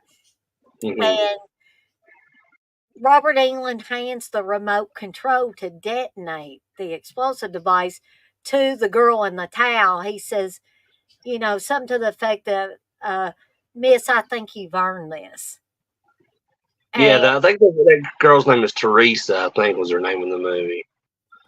I But think yeah, because and the reason he said that to her is because her boyfriend in the movie was Will Wheaton's character, and then that she had just witnessed him get eaten by this snake, so that's why Robert Englund gives the mhm. controller to her. So But of course, it doesn't it detonate. doesn't detonate, and Robert England comes to the conclusion that the antenna must have fell off of the device. And Yeah, they try to stop him from going back in there, but good old Robert England tries to be the hero in this story. And he basically sacrifices himself for these yeah, young people. And I'm like, for a very low budget, kind of kooky, bad CG snake movie, to have Robert Englund take on this role where he's like, I'm going to save these kids, damn it. I'm going to go in here and, he's Well, killing kids on the Nightmare on Elm Street movies. He's going to save these young people. and also I guess he really felt responsible too, is why he did it, because and the last thing he says before he runs in there, he says is for redemption. Yeah. Because he was just trying to redeem himself because he felt like responsible for all of these deaths and everything this snake was causing. But of course, he goes in and he sets the wire and everything, and an explosion goes off, but it doesn't kill the snake, so he Well, died it for kills nothing. Robert Englund, but it didn't kill him. And But before he something goes about Paul, go ahead. before he goes in there, he hands his snake, his pet Yeah, snake, to Dana Barron, yeah. to Dana Barron, and then they just keep handing it off till the girl Yeah, that she owns handed the it to a snake is friend. She's like, she didn't want to hold it and stuff. But something I noticed though, like I don't know if you noticed this, like, but when Robert Englund, after he says redemption, and then he goes off to go to the little building, uh, it's just when like because the John character starts running after him, and then it cuts back to Robert Englund, and he's running and he's flailing his arms as he goes into that building. I'm like, I said, I wonder if that was intentional or if that's just how Robert Englund runs in general. and Oh, no, that, maybe we should that ask Robert Englund that at Harlem. that would be so funny.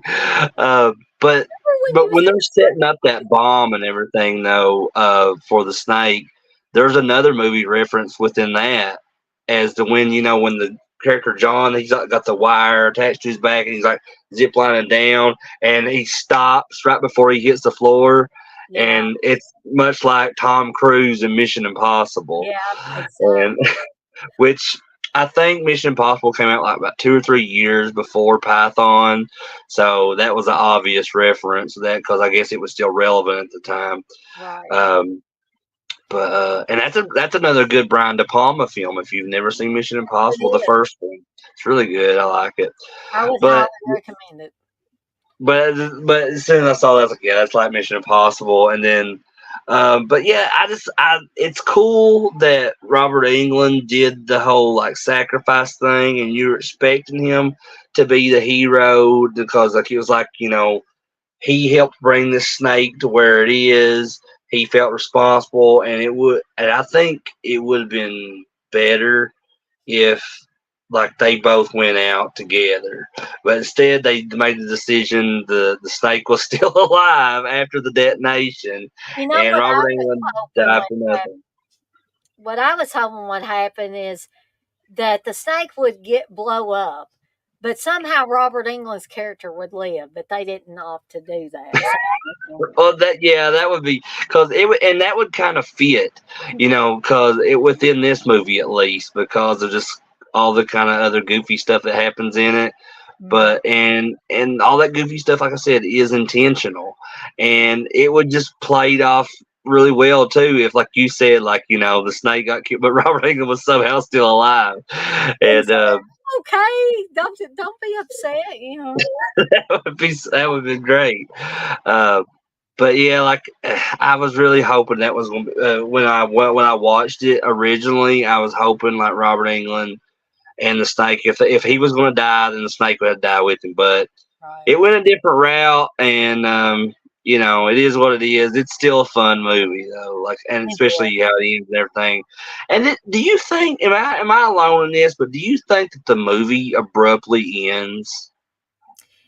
Kind of like, and it's a weird way to end it because I don't think I've ever seen a movie like this that ends in this way with Dana Barron's character finding out she's pregnant and telling her boyfriend that she's going to be pregnant. And then they hug, and then it's like, it's over. And it says the end. Like And it it just does pops up say the end. the end. And like right before that, like she tells that she's pregnant and everything. Like because throughout the whole movie, this is something we forgot to mention. Like throughout the whole movie, the character of John was like away on like in the military or something like that. And while he was gone, William Zabka's character, who's worked with the sheriff department, is been messing around with Dana Barron's character, which is that John's girlfriend.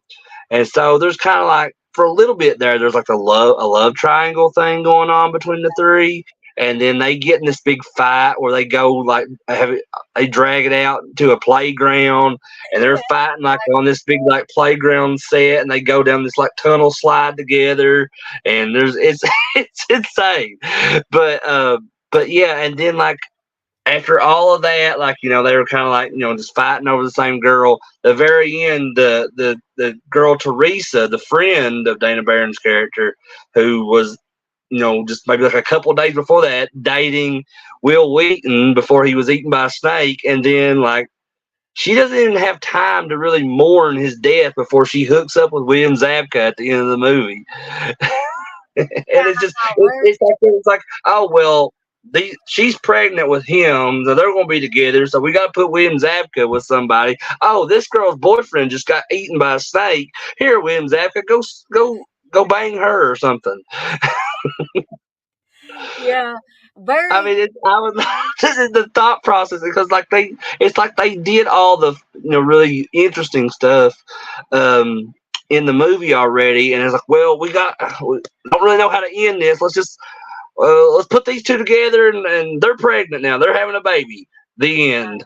And I wonder if they ran out of money or something. They used all the money to make that giant snake. well, to be fair, there is a lot of movies like that, that where the whole movie can be fun and interesting, and then the ending kind of sucks.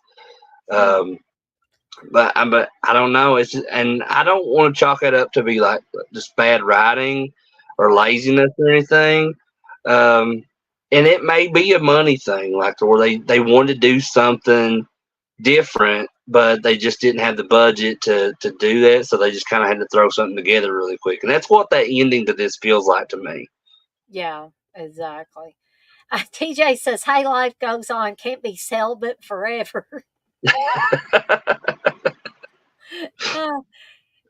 TJ was away for a little bit, and he comes back and has a real zinger there. I mean, yeah, I mean that's the outlook of these characters pretty much at the end of the movie. Exactly. So, I guess we'll get to our rating here, Chris. Do you want me to give my rating first, or do you want to give your? Yeah, you can go ahead. Well, some people will probably expect me to give it a 5. I'm not going to go that high, but I got to give it a 4 because of the sheer fun factor that permeates this film. This film was not trying to be serious. That was obvious. And I enjoyed Robert Englund. He didn't have like a humongous part in it, but he was in it was a very important part though. Yeah, it was a very important part of the film. And I liked the character. I enjoyed watching Robert Englund on screen. I enjoyed all the little inside jokes and the references and all of that, and watching all these genre actors and actresses in there. Yeah, I give it a good solid 4 out of 5 deadites. I would probably give this like a 3 or a 3.5, somewhere around there. Okay. Because like I said, I like this movie a lot, and it's just because it's really fun and it's got really dumb stuff in it, but that appeals to me. I mean, my favorite comedy of all time is Dumb and Dumber. Yeah. So that kind of speaks for itself, and but my favorite genre of films is horror movies, right? And I've just always loved that aspect, and that's why Evil Dead 2 is one of my favorite movies of all time, because it mixes that comedy aspect into it, and that's just what really appeals to me. I know it doesn't to a lot of people, because there are some people that are very hardcore and just like strictly horror stuff, and they don't really like comedy being involved. But that's fine. That's what makes it great, that we have the right to to like what we like because we're all different people. We have all different personalities and interests and stuff like that. But yeah, but for me personally, like I love this because all of that comedy involved, and there are other movies on this kind of the same level that have done the same or tried at least to do the same thing, but they don't pull it off as well. And because like I said, this movie kind of feels like a sci-fi channel movie original or something, but it has like a really good cast in it. Mm-hmm. And there's a lot of sci-fi movies like that. They're kind of in the same frame of mind of what this movie wanted to give off, but like sometimes it just doesn't work. But Mm-hmm. I don't know if it's just me, it's just my own personal taste, but I just felt like they made it work with this one I because think so too. they stuck to a formula that's used in a lot of like creature feature stuff. And if it ain't broken, don't try to fix it is what I always say. You know, but yeah, if you've never seen this, at least give it a shot. I mean, if you don't like it within like the first 20-30 minutes, that's fine. Turn it off. I mean, I've done that with a lot of films, and I at least try to give stuff a chance to a certain point. But if I'm not invested in a film within the first 30 to 45 minutes, then I'm like, I don't think this is for me. Mm-hmm. Yeah, I think Steve has that rule of thumb too that if something doesn't catch his eye or catch his fancy in the first 30 minutes, he'll switch it over to something Yeah, else. it's just that's a rule I had to start setting for myself. Like forever, I would just like watch films all the way through, even if I wasn't enjoying them. I would Mm-hmm. try to sit and watch, but I'm like, there's a lot of stuff I've not seen, so I would probably much rather be watching this than what I'm watching right now. Right. So, Oh, TJ, I did not know that you were having a wisdom tooth out tomorrow. So he ooh, won't be able to join for apples and oranges. At least he won't be able to be on the stream, I'm guessing. That's why he's giving his best lines tonight because he said he won't. yeah, man, I know all about that wisdom teeth stuff because um, they had to pull one of mine, and so I like back here in this part of my jaw, like I don't have teeth there anymore because like they were just basically like there was they pulled a wisdom tooth, and then there was another tooth that was back there for that. It was like so cavity filled. They said they basically was rotting, so they said what I could do. And then the other one was that it was kind of broken, so they gave me the option of like I could keep them, and then I'd have to get a crown. But then they gave me the number of what it would cost to get a crown, and I'm Yeah. like, you can just take them. Yeah, So like, I've been through the yeah, root canal and crown thing. It's not fun and it's expensive too. So, but it feels my mouth felt a lot better after I that would surgery and everything. But the only downside to it, Dana, was when they took those teeth out back here, it gave me a really bad underbite. So like my bottom set of teeth kind of goes over my top set of teeth a little bit when I right. close my jaw. They So probably started shifting after they took those others out. yeah, it sucks, but I've got it's been a while since I had that surgery, and I've kind of gotten used to it now. And at first I wasn't used to it, and like I said, I got the underbite. It felt really strange when I was trying to eat things. Mm. Um, but yeah, like I said, I'm used to that now. But yeah, I hate that for you, TJ, man. I know it sucks. Oh man, TJ says it got infected and hurt like a SOB, so I've been on Mm. antibiotics. Oh, bless your heart. Goodness. Yeah, I had to take like before I had that surgery and stuff done. I was having to take ibuprofens, and I was putting like that whatever that medicine is that you can that numbs your teeth. Um, Oh, I like forget what it's called. what's it like Ambisol or something? One of those other things. Something like that, but it was called something else. But like yeah, it's just like I would put it on my tooth, and it would like give that numbing feeling, and because it was hurting so bad, I was going out of my mind and Yeah. like in pain. I agree with my mom. She always said that tooth pain was the worst pain ever. My mom, she's given birth twice, and she said that toothache pain is worse than having a baby. So there you go. And my I mom had a hate it. lot of tooth problems when I was It's growing the worst. It's the worst pain. And this is what I probably shouldn't joke about this, but I was going to say that I think I would rather be stung by a wasp again than have the kind of Oh tooth Lord, pain. don't say that. Oh man. Well, only if you weren't severely allergic to them, Chris.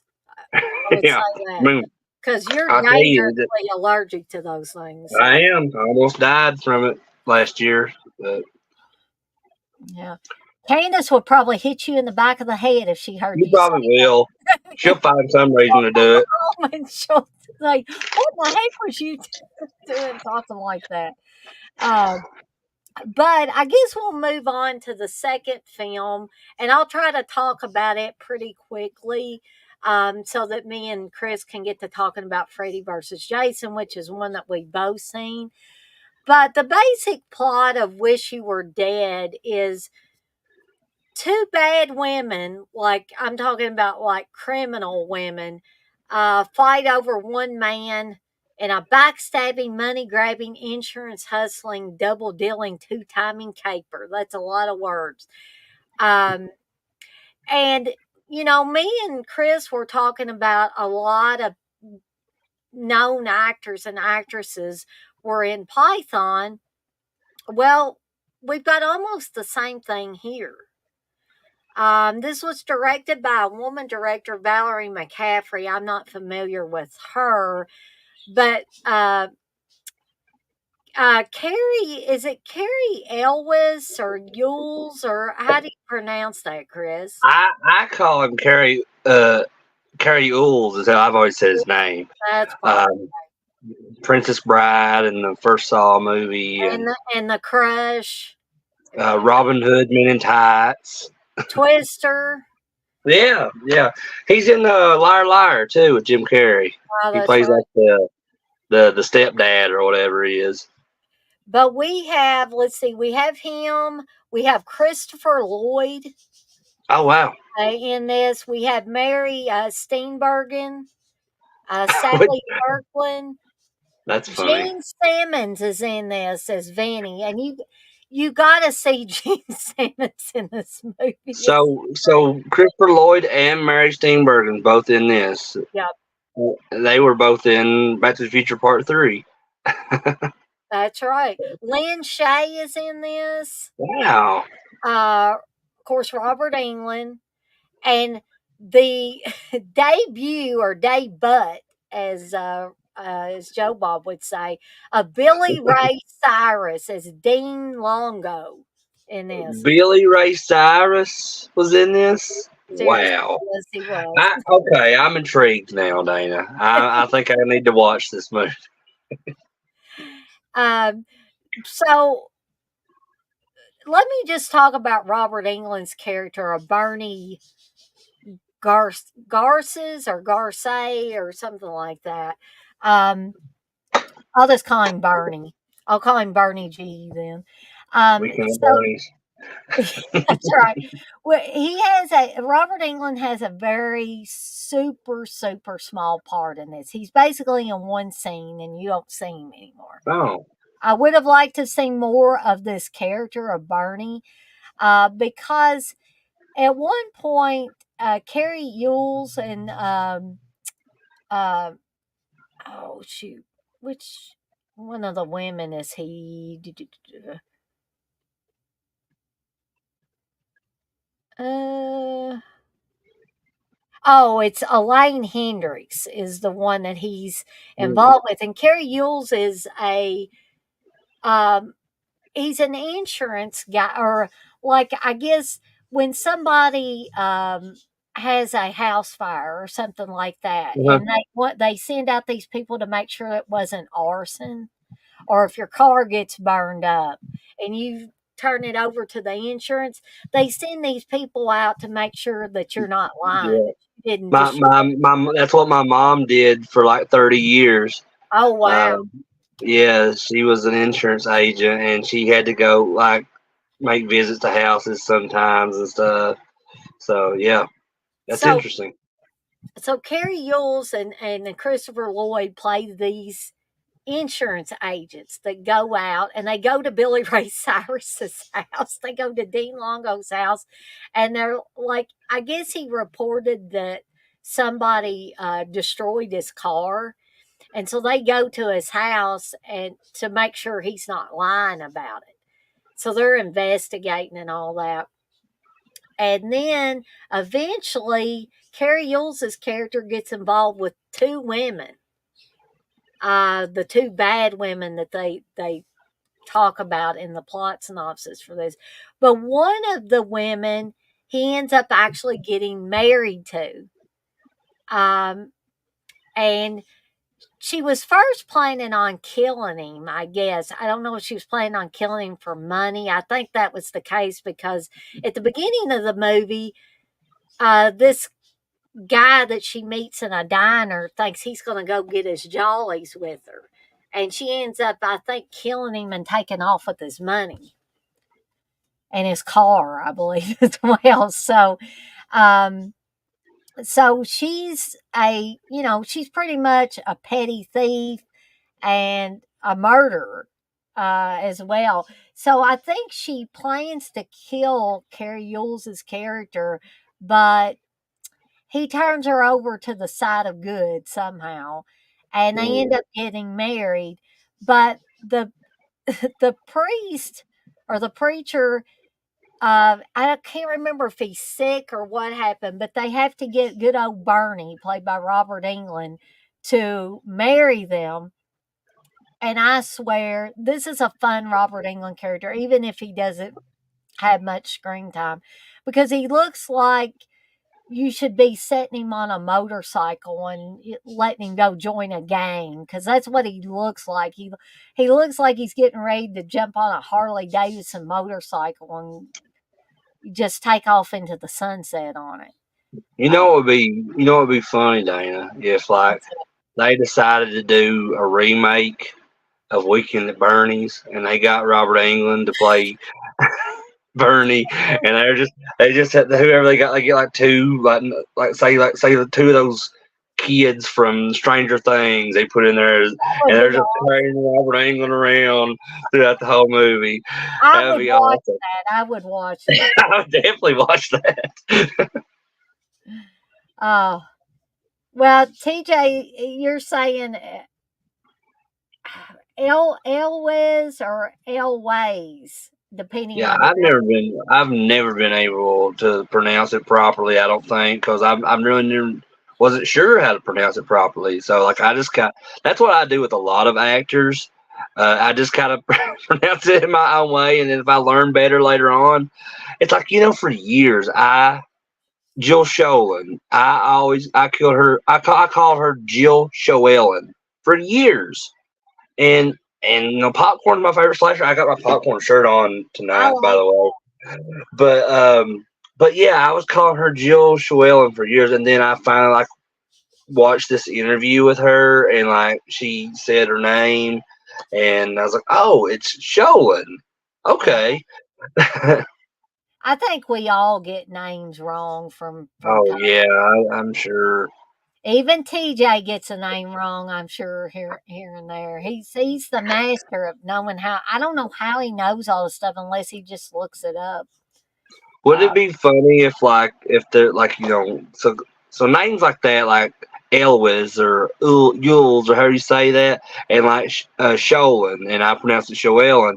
Would it be funny if there was someone out there that just saw like a common name and like everybody should be able to pronounce, but they would be like the one exception to like say like George Bush, they would call him George Bussah, yeah, that would be like hilarious. it's Bussah. It's like, So I don't know. I just think of stupid stuff like that. No, I think it's funny. There could be a lot of, normal sounding names to the majority of us, but if somebody really went off the deep end and pronounced it in such a odd way, uh, but if they made a Weekend at Bernie's remake and they had Robert Englund as Bernie and they had two of those guys from Stranger Things, I would watch the heck That out would be awesome. But I guess I should use my own name for example. Too. I've had so many people pronounce our last name wrong. Um, really.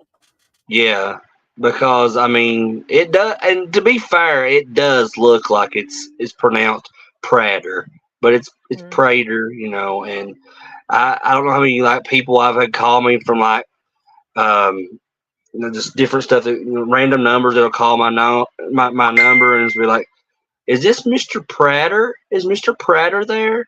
And I'm like, and I'll just most times I just don't want to talk to him. But nah, he's not here, and I'm Yeah. not lying to him because there is no Mr. Prater here. Or you could say, there's no Prater here, And it's not a lie. No, you're not lying.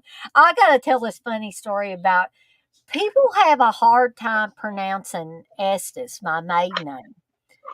And they also have a hard time, some people do, pronouncing Daryl, my dad's name. But the funniest story dad ever told was he used to go to dog trials. And what a dog trial is, for those of you guys and gals that don't know, is my dad raised beagle hounds. He's still got a few beagle hounds. But there for a while, he really raised them up to, he was hoping to get a field champion out of them. So he would take them to these dog trials where they would put all these beagle hounds out in the field, and they would hunt for rabbits. That's generally what Mm. hunting dogs. And so sometimes dad would enter these raffles at these dog trials where you could win prizes or money or whatever they were giving out at that point in time. So dad scribbled his name down, Daryl Estes, and he put it in the box or whatever. And he won one of the prizes. They drew his name out. But how they pronounced his name, and dad said it must have been how sloppy he wrote his name. They said Darnell Estes. Darnell Estes. And dad said he stood there for a second and then he thought, oh, they mean me. So he went up there and got his prize. But I would just have to tell that story when. I'm going to be honest, Dana. I've never heard of a dog trial before, but just knowing how my brain works, my immediate like vision of that, when I hear dog trials, I just picture a bunch of dogs sitting in a courtroom. Oh man. Yeah, we know you won't tell us when you make mistakes, TJ. So we'll never know. But but because of my accent, some people won't call me Dana. I've been called Dinah, Diana, Dana, uh, Dina. I've I been don't called see how somebody all could mistake that. I mean, Dana's not really a common name or anything, but I mean, I think it's been used in a lot of like movies and stuff like that. Ghostbusters being one of them. I think it's a pretty well known name at this point. But I was actually named after a little girl my mom used to babysit back in her babysitting days. I could have Hmm. been a Stephanie. I was almost a Stephanie, which is I okay. was, I was, well, not my first name. My mama just knew. She liked the name Christopher, and she named me that. She helped my mom name me that. But my middle name James, Mm. actually was my mom's cousin, and I never got to meet him because he used to work for like the state or something like that, and he got electrocuted while on the job. And but yeah, my mom's told me stories about him and stuff, and that said he was just a wonderful person, and that's why they gave me my middle name after him. TJ said, I thought it was Daner, according to Deadpit. Well, that's a name that the boys have affectionately referred to me as for a long time, and other people have picked up on that, the Daner thing. But And and they've I don't called you that. They've called you that as long as I can remember. almost from the very beginning. Once they got to know Yeah. me, they started calling me Daner. And Wes and Aaron or CK and Uncle Bill both call me that. And I don't mind. Think of it as a term of endearment in a lot of Yeah. ways. And I don't know if a lot of people realize this. It's not from the South, but that's just they call Dana that because it's a Appalachian thing. You'd have to understand. It's hard for me to explain just because of how we use words that aren't really actual words around here, and we kind of throw like er on the end of it, like failure, and it's like I guess the actual word is fellow, but we call people around here failers. I'll say feller too from time to time. I'll say poor little feller talking about one of the dogs or something like that. I'm trying to think where we went. I think it was somewhere, either it was Chicago, I'm pretty sure. And I was talking to someone. I think it was at the AC/DC concert, and I said something. And I said failure, and they was like, "What? What's that?" And they What didn't they didn't they didn't know what I was talking about. And I was like, "Oh, I'm sorry. That's just my lingo from where I'm from. Sorry." my my mom always finds it odd that I don't say wash or wash rag. I have Oh, I always never said have. I've always said wash or wash rag. And mom said, how come you never say wash? I said, I don't know, mom. I guess that was just Yeah, I never have said that. Now my dad would. My dad would call it a wharf rag, yeah. but I hated that word for some reason. I don't know. And another name that Steve calls me, and it's not a bad name, y'all. He calls me Dane sometimes. I He call Candace Kane or yeah, Can. Can. Yeah, I've heard you call her Can before. And I just think that that's just a shortened form of endearment that our husbands call us that from time to time. Steve will be like trying to make me feel better sometimes. Come on, Dane. It's all right, if I get upset over something I or wonder if Sarah has a short name for Wes because his name's already short as it is. hey, OW, I guess you Hey, Big W. Hey, Big Dub. How you doing? That's what I'm gonna call. I'm gonna start calling Wes Big Dub. big duh. I wonder what Aaron's shortened form of his name could be. Aaron. Aaron. Just don't call you late for dinner, TJ. Yeah, that's exactly right. I don't want to be late for dinner either. Um, but anyway, I guess I'll give my rating on "Wish You Were Dead." I think it's a fun little film. I actually want to go back and rewatch it when I have more time to focus on. Well, the cast alone got me interested. So Mhm. I'm gonna give it, and again, you're gonna have to visualize a half there. I'm gonna give it a 3.5 hmm. Deadites out of 5, Yeah, and that's. that Go ahead. includes Robert Englund's performance in it. And something else I didn't mention about Robert Englund. It appears that all through the wedding ceremony, he has either got Tourette's or he's got a split personality because he keeps cussing. He'll excuse my language, but he'll be saying, "Dearly beloved," blah blah blah, and then he'll say, "You motherfucker," or something like that. He'll say it, and it's like, what in What? Yeah, that sounds like Tourette's. And then the pianist said something to him, and he says, "Shut up, you stupid bitch," or something like that. He sounds almost like Freddy Krueger when he's saying it. That sounds killer. I gotta watch this, and then it surprised me too that I've not already seen it because I love Robert Englund and everything, but like I'm a huge, huge fan of Christopher Lloyd, and I Mhm. thought that I had seen about everything he was in, um, but obviously I've not. But I need to see this now. Mhm. I kinda wanna talk to Robert Englund about this movie. I just wanna say real quickly, I like Wish You Were Dead, you know? I Oh, I wonder bet he would love that. because I'm sure he has some stories. I doubt very seriously people have mentioned it to him, or not very often. But so anyway, we'll move on to the final film of the night, which is Freddy versus Jason. Okay, is it okay if I start off, Chris, or do you want Yeah, to? go ahead. Just say whatever you got to. I want to give a little background on my first actual viewing of Freddy versus Jason.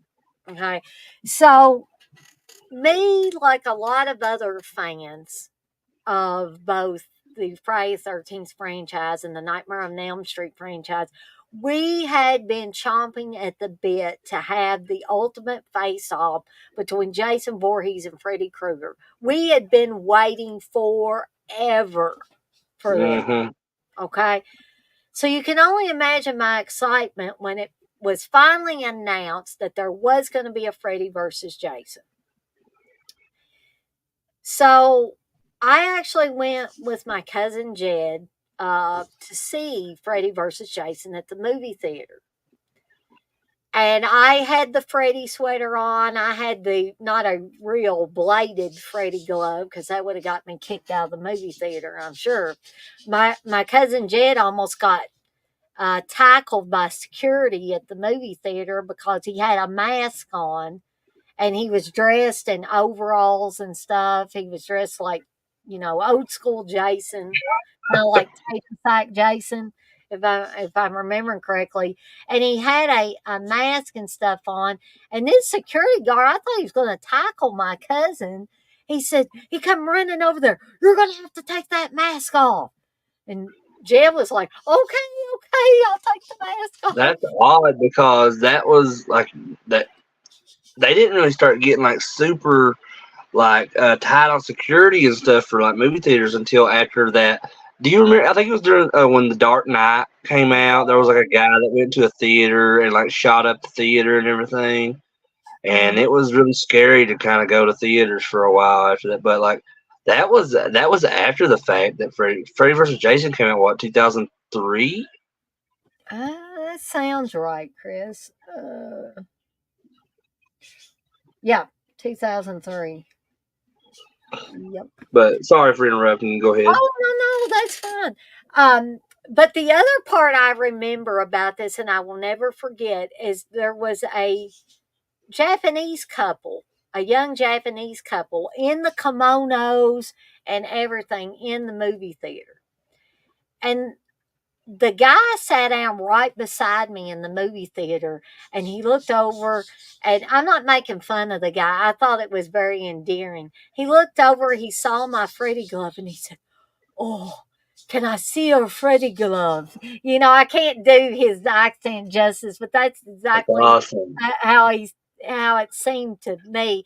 I said, "Yeah, sure." And he was just fascinated with this little, toy basically. It's a little plastic glove, but he was just taken with it. That's funny that you mentioned that. But wasn't there one of the people that were involved with making Freddy vs. Jason an Asian guy, Ronnie Yu or something like Yeah, that? Ronnie knew exactly. That's really cool. That was the first I'd ever heard of Ronnie Yu too, and like and yeah, like I went and seen Freddy vs. Jason in the theaters probably at least 3 or 4 times. Um, it was the first Freddy movie I'd ever seen in a movie theater, and it was also the first Jason movie that I'd ever seen in a movie theater. So to have both of them combined into one, something we have been wanting as fans for years and years and years until, and they finally the studios pulled it together to make it work. I mean, it was one of the best like theater experiences I've ever had. Like, because I've been to like movie theater experiences where with the Marvel movies and stuff, and those are always fun too when you got a big crowd watching the movie together and like reacting to parts of the movie. But like, and maybe it's just a biased thing for me because where horror is my favorite genre. Mhm. But that was the first time I went and see when Freddy vs. Jason first came out because I went on opening weekend to see it, and it was one of the most amazing theater experiences with other fans in there that I've ever had, and I'll never forget it. Now, I don't want to bring everybody down because the idea of having Freddie and Jason on the big screen together in one film, this is before the whole Kane Hodder fiasco thing really boiled over. I was bummed about that when I Yeah, me found out too. about it. But within the fabric of this film, I thought that the scenes with Freddie and Jason were the best parts of this movie. That's the parts I remember. Now, what I didn't like about this film was the young people in it. I could not stand, and maybe it's because I'm older than what these people were supposed to be in the film. They were having raves and they were having Mhm. stuff like that. And I was like, I just don't get all that. I don't get the vernacular. I don't, I don't fit in with that mindset. So I know that at that time period, that's what young people were doing. They were going out and having big parties by a cornfield or whatever. Wasn't there a cornfield in that Oh well, movie? yeah, because that's when Jason's on fire and he's coming through there and he's killing all those kids at the party and stuff. But yeah, I agree, Dana. Like, I wasn't like the most interesting parts about the film is with Freddy and Jason, Mhm. and most of the regular uh, characters in the movie, like the teenagers, or I guess are supposed to be teenagers. Um, they're uh, they're just not super interesting to me. Like, Monica Keena's character is okay, I guess, Yeah, she's a and but like the one guy that's like her like love interest in the movie, I can't remember his character's name, but like he's to me is like one of the most boring characters in the they're film. just one-dimensional characters. And then there's the one guy who's supposed to obviously be like a um, Jason Mewes, Jay from Jay and Silent Bob, because he's like the pothead of the friend group, and he's the one when like Freddy turns into like the caterpillar and stuff in the movie, Yeah. and kills him. But like one of the only people like that I was super interested in when I went to see the movie that knowing they were going to be a part of it was Catherine Isabel, Yeah. but she's only in it, for a short time in the beginning, and because Ginger Snaps is my favorite werewolf film of all time, and That's a great werewolf film, and I'm just sad that I waited so long to watch that movie. I think Ginger, if I'm not mistaken, Ginger Snaps came out um, after Freddy versus Jason, but like I knew her from something. I think she might have been like a show I was watching at the time because I was when Freddy versus Jason came out. I was 16 or 17. And so she was, I knew her from something. I just can't remember what it is right now. But like, and I knew that she was going to end up being a pretty, good actress within horror and stuff. Because that's what I had seen her in previously. But like, when she was in Freddy vs. Jason just for a temporary time, and then like, but she went on to do like Ginger Snaps and American Mary, and she was in some episodes of the TV show I like Supernatural. Mhm. Uh, but but yeah, like she was going into the movie like not knowing who a lot of those the young characters were. She was the only one that kind of appealed to me. And I was like, oh well, she gets killed in the beginning. So You're right. So I'm forgetting who was the female singer in this that I didn't care Kelly for. Rowland from Destiny's Child. Okay. So one of the movies that we talked about last night, which was Bag of Bones, the actress in the movie that played Sarah, Uh-huh. so that was originally supposed to be Kelly Rowland's role. I learned that today. So, Okay. but she did, for some reason, she decided not to do it, and so that's why they went with the girl that they got to play Sarah in Bag of Bones. But yeah, uh, Kelly Rowland from Destiny's Child is in Freddy versus Jason, and she has one of the more interesting deaths to me in the film when she's kind of like taunting Freddy and she's like making fun of him and stuff, and Freddy's just kind of like standing there looking at her and stuff, and then he like brings his glove up and he starts going, and she turns around and there's Jason. He just like kills her with Yeah, the that is machete. fun though. That part is. Yeah, TJ brings up another good point. He says he didn't like the adults at all. I did not like the adults either, with the exception of Freddie and Jason. I guess you could count them right. as adults. But the Yeah, kids' parents and stuff like that, I did not. yeah. I did. There, as far as like the supporting cast in this, it's not super great. Like, but it's not like a factor really to me, like to like brings down the movie or anything. Mhm. Because let's just be honest, the reason everybody wanted to go and see this movie was for Freddy and Jason, Exactly. and they just knew that with both of them in the movie, there was going to be a lot of deaths of regular characters, and just like they knew we knew that there was going to have to be some kind of like situation going on with the human characters and everything, but that's not what we cared about, really. Mhm. We just cared about seeing Freddy and Jason finally together on the screen at the same time.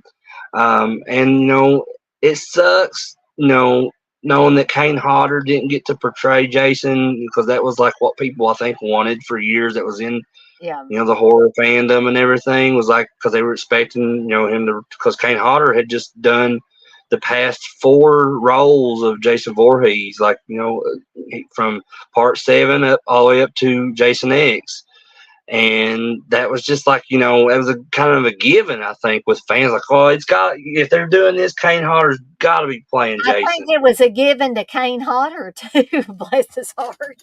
Yeah, yeah, even, and then it sucks hearing him talk about it because you can tell it really hurt him.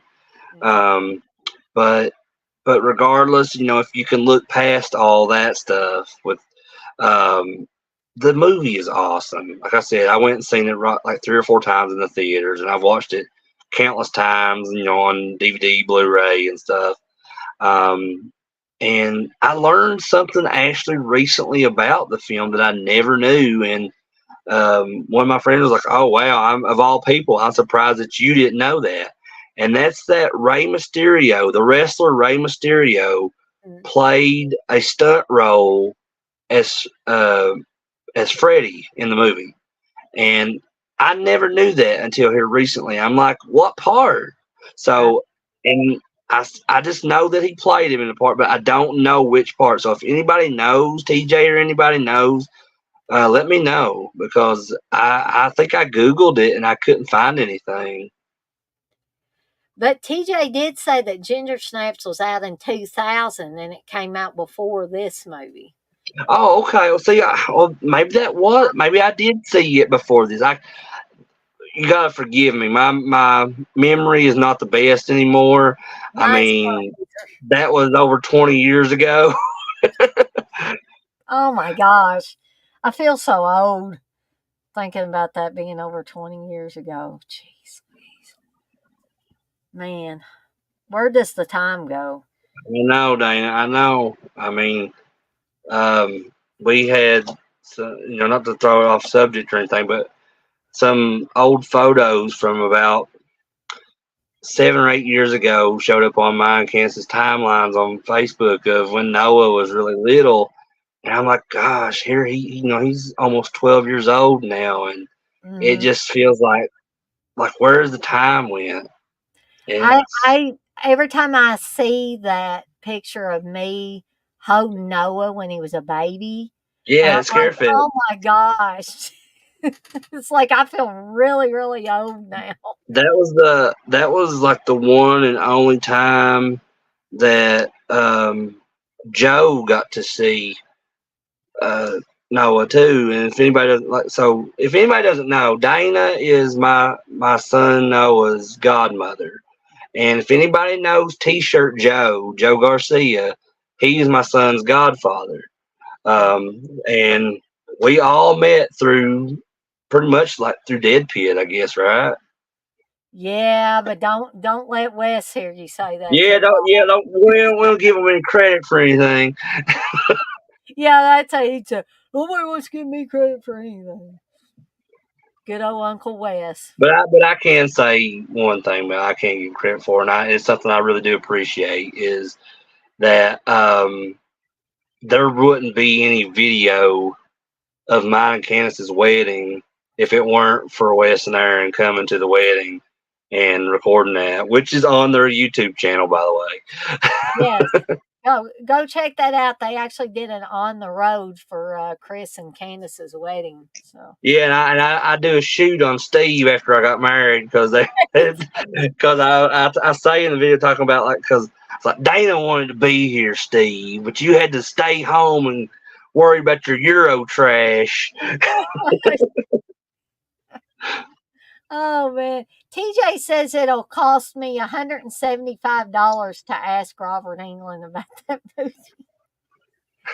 It probably will by the time I get to, because unless a miracle happens and there's some autograph tickets left over, it's going to have to be photo op only. So um, that's what I'm planning on anyway. It being just a photo op.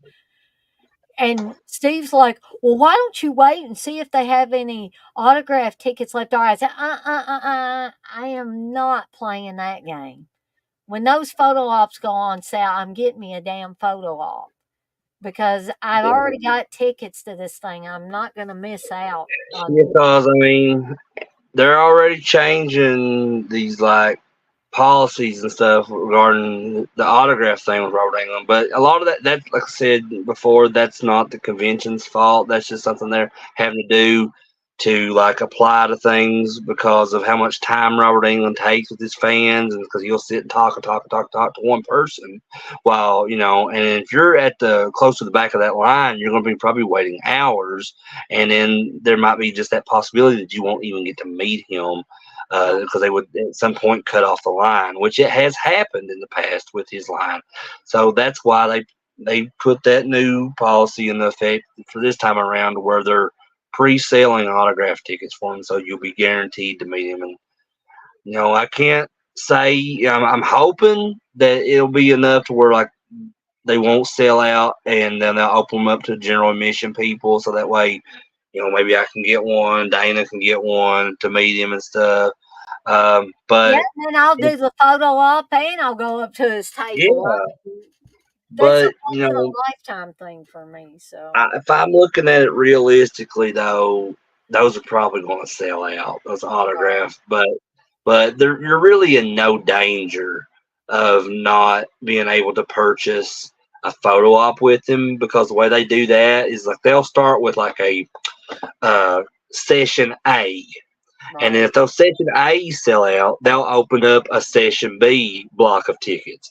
And if those session B block of tickets sell out, they'll open up a block C.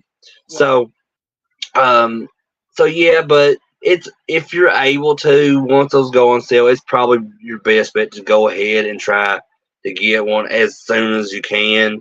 The photo ops go quick, but as far as like the process of having them taken and everything, but you also, like, say for example, like I was talking about the different blocks, if you say you end up having to wait and you do like block C, you're going to be waiting a while when his photo op starts before you get it done, because they're going to do those block A people first. exactly. But like I said, that at least that's it, you'll be able to get that experience with him if you don't get to beat him at his table and get his autograph.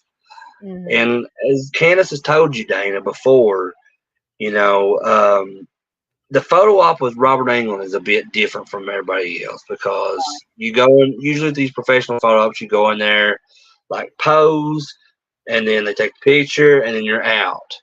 And Right. it's like, within like 10 seconds, everything's over. Robert Englund, he stood and was talking to us. Like, he's the one that just started conversing with us off the bat, and he didn't want us to go. So, yeah, take advantage of that, Dana. I will. I'll be like, yeah, yeah, Mr. England, you can talk to me all you want. So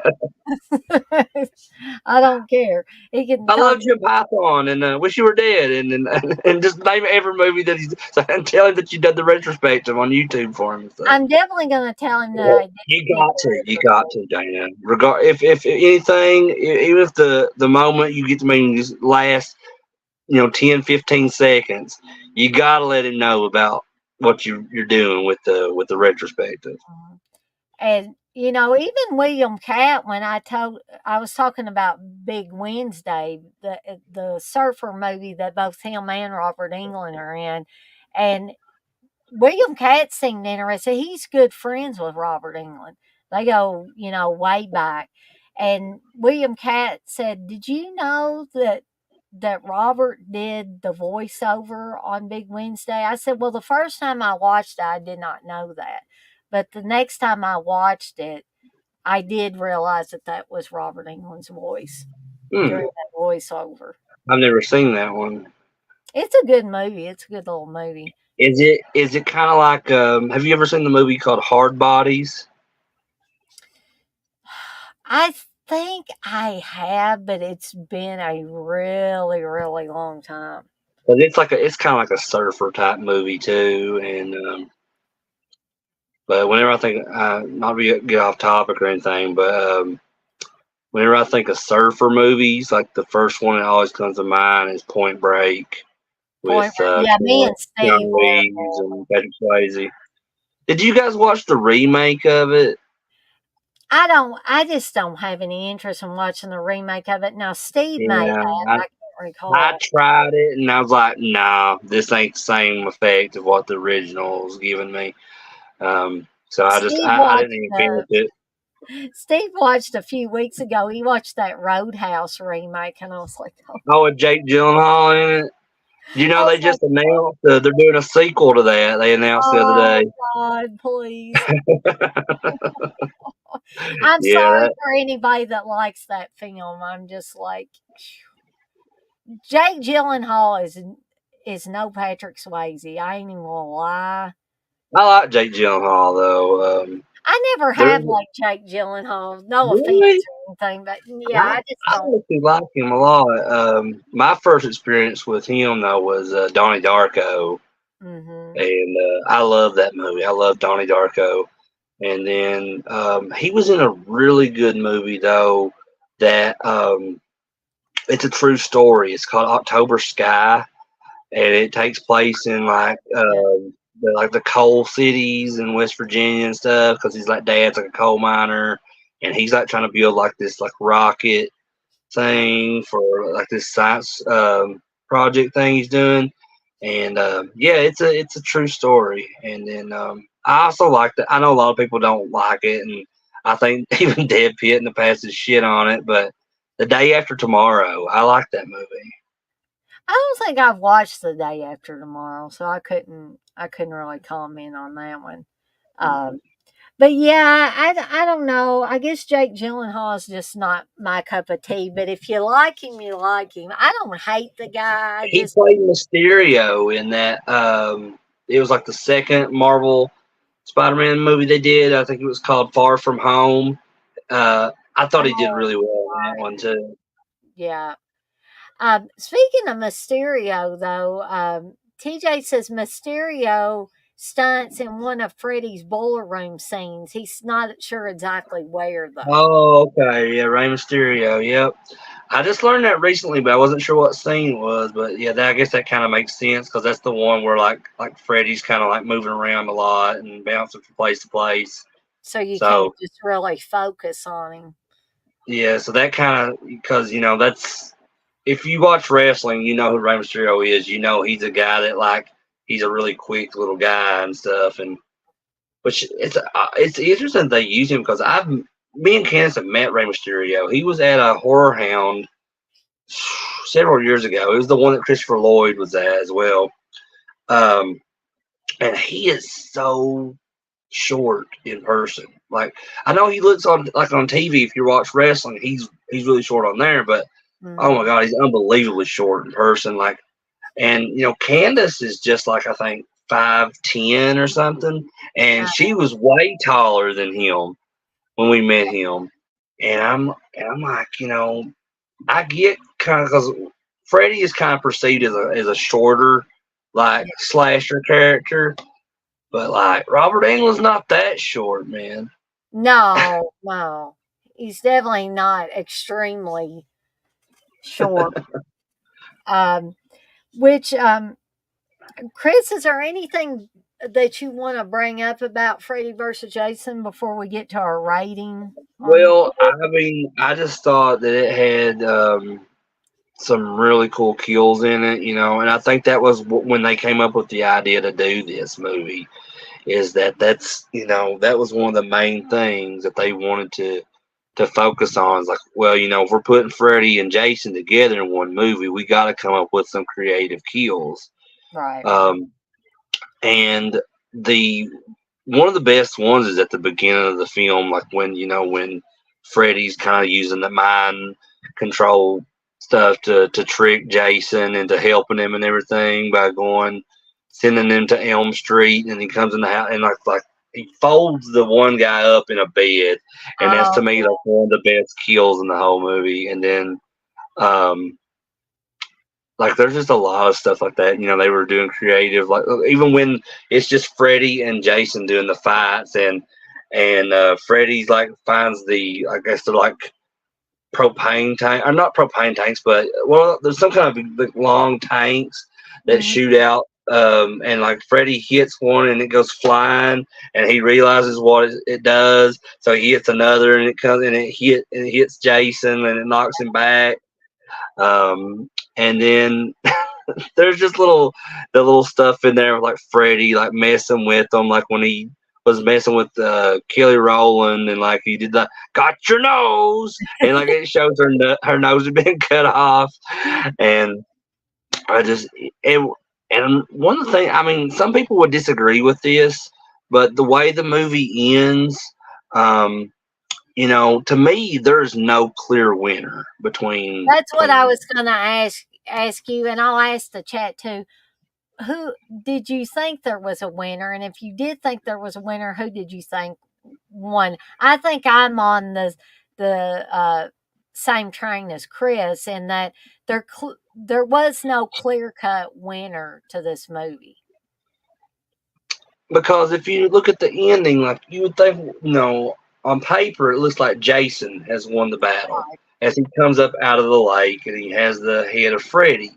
But then, as right before it goes to credits, it zooms in on Freddy's head and he winks, and you hear his laugh, and it's like, oh well, So maybe this is Freddie just had the Freddy playing last mind games again. laugh. So there's really no one clear cut winner here. But and I think that was perfect to end it that way. In my opinion, to think that there's really no winner between these two. But they Mhm. were supposed to have done a follow up to this.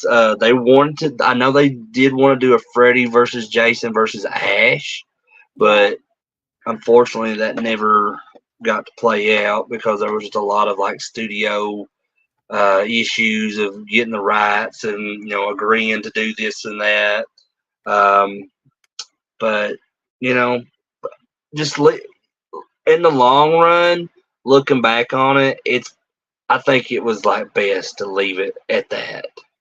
Mhm. They did do a comic series of Freddy versus Jason versus Ash, and I have some of those, and they're good in everything in some parts, but there are some very confusing parts of it that wouldn't fit into the canon of the films. Like they do bring Adrian King's character of Alice back. into those comics, and I'm like, why are they doing that? Because she was clearly killed in Friday the 13th Part Yeah, 2. but it's comic books. I guess they can. Yeah, because it's not, because, sometimes they comics, if they're like a film adaptation, they'll be canon along with the movies. But then there are times like that they're not. They're kind of set in their own universe. Hmm. Yeah, exactly. So that they can kind of do things that they wouldn't normally be able to do in other media. Um, Right. and they get away with a lot of stuff in horror movies a lot of time. One Michael Myers Halloween movie and get his eyeball shot out. He's got him back again in the next one. So there's that old horror movie logic coming into play. Yeah, I mean, there's plot holes and everything. Like, um, the one of the series that me and Candace are doing right now on our channel, Death by Stereo podcast. We've been covering some monsters episodes, Hmm. and one of the ones that we're about to, because we're going to, we were supposed to have the new episodes up yesterday, but we just kind of run into some stuff here at the house. We've not got to do those yet, but we're going to have uh, that those new episodes for both Video Dead and Terrorvision, um, possibly by this Friday. But here's the thing: we won't we won't be skipping anything, so there will be double episodes from us on both of those series this Fridays, just to make up for last Fridays. But anyway, what I was saying was, like, one of the episodes that we'll be covering of the monster for this upcoming episode does have Paul Lynde in as well, back as Dr. Dudley. Uh-huh. And there is a goof in this episode that we cover, as because previously when we seen Dr. Dudley's character, he's always if he takes his glasses off, he has trouble seeing and everything. So, um, and this one we're covering it, there's and I read it was a goof. It was like something they messed up in the the story of the episode, and that's that he has his glasses off and he's just walking around the doctor's office like normal, and like he can see normally. And I'm Uh-huh. like, oh, they forgot, I guess, to have that as part of his character with the glasses. But yeah, like that's just kind of like a little plot hole with that, and then like that's with a lot of stuff though, and especially horror movies. Yeah. I mean, not everything has to make sense as long as it's entertaining, I guess. That I think you're exactly right on that, Chris. And TJ brought up another good point. He said, I think the filmmakers knew fans would be upset on both sides, so they didn't have an exact winner. Reminds me of the up and coming election. I ain't gonna get into politics, so that's not my forte. No, it's not mine either. But I'll just say this one thing. I always go by what my dad always said. You got to pick the lesser of the two evils, Dana. But I don't think my dad picked the lesser of the two evils. He would pick the greater of the two evils. I ain't gotta pick nobody because I don't vote. There you go. Chris is going to play it safe. He's just not going to vote for anybody, which is fine. I But don't I don't I don't involve myself in that world stuff. I mean, my mindset on that stuff is just this, and it's this thing alone is that as long as I've been alive, there's been multiple presidents of the United States, and it's really not benefited me in any way because my life hasn't really changed over the course of right. almost 40 years. I mean, yeah, stuff in the world changes, but it does that. It's going to do that regardless, you Mhm. know. And like I said, I don't want to get into politics or anything, but like people just say like, well, Biden is the president and it's causing all this inflation. I'm like, no, the world just evolving year after year is causing that. I mean, it's I like, like your take on it. Instead of blaming whoever's in charge, of the country on that. And I see that. I really do see that Yeah. because what happened with COVID, for instance, people Hmm. figured out, these businesses figured out that they could price gouge people, and they're still doing it. But people do want to point fingers at certain people, and that someone always has to be the blame for something.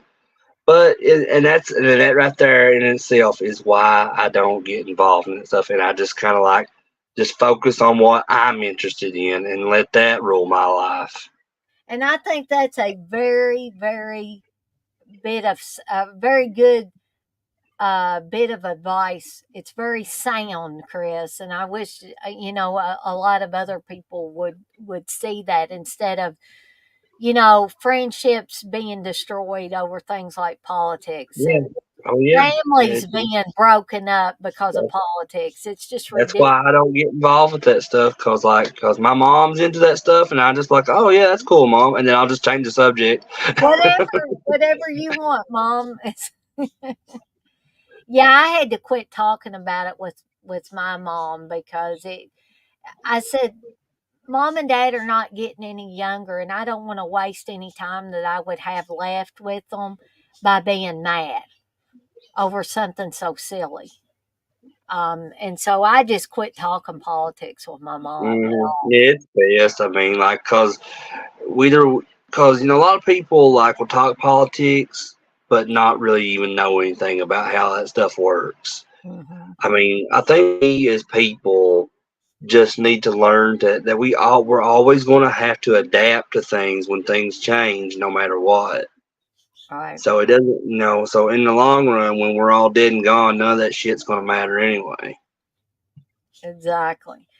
Which I guess will bring us to our rating for Freddy versus Jason. Yeah, let's Um, segue into that. yeah, we'll segue out of politics and into the rating for this.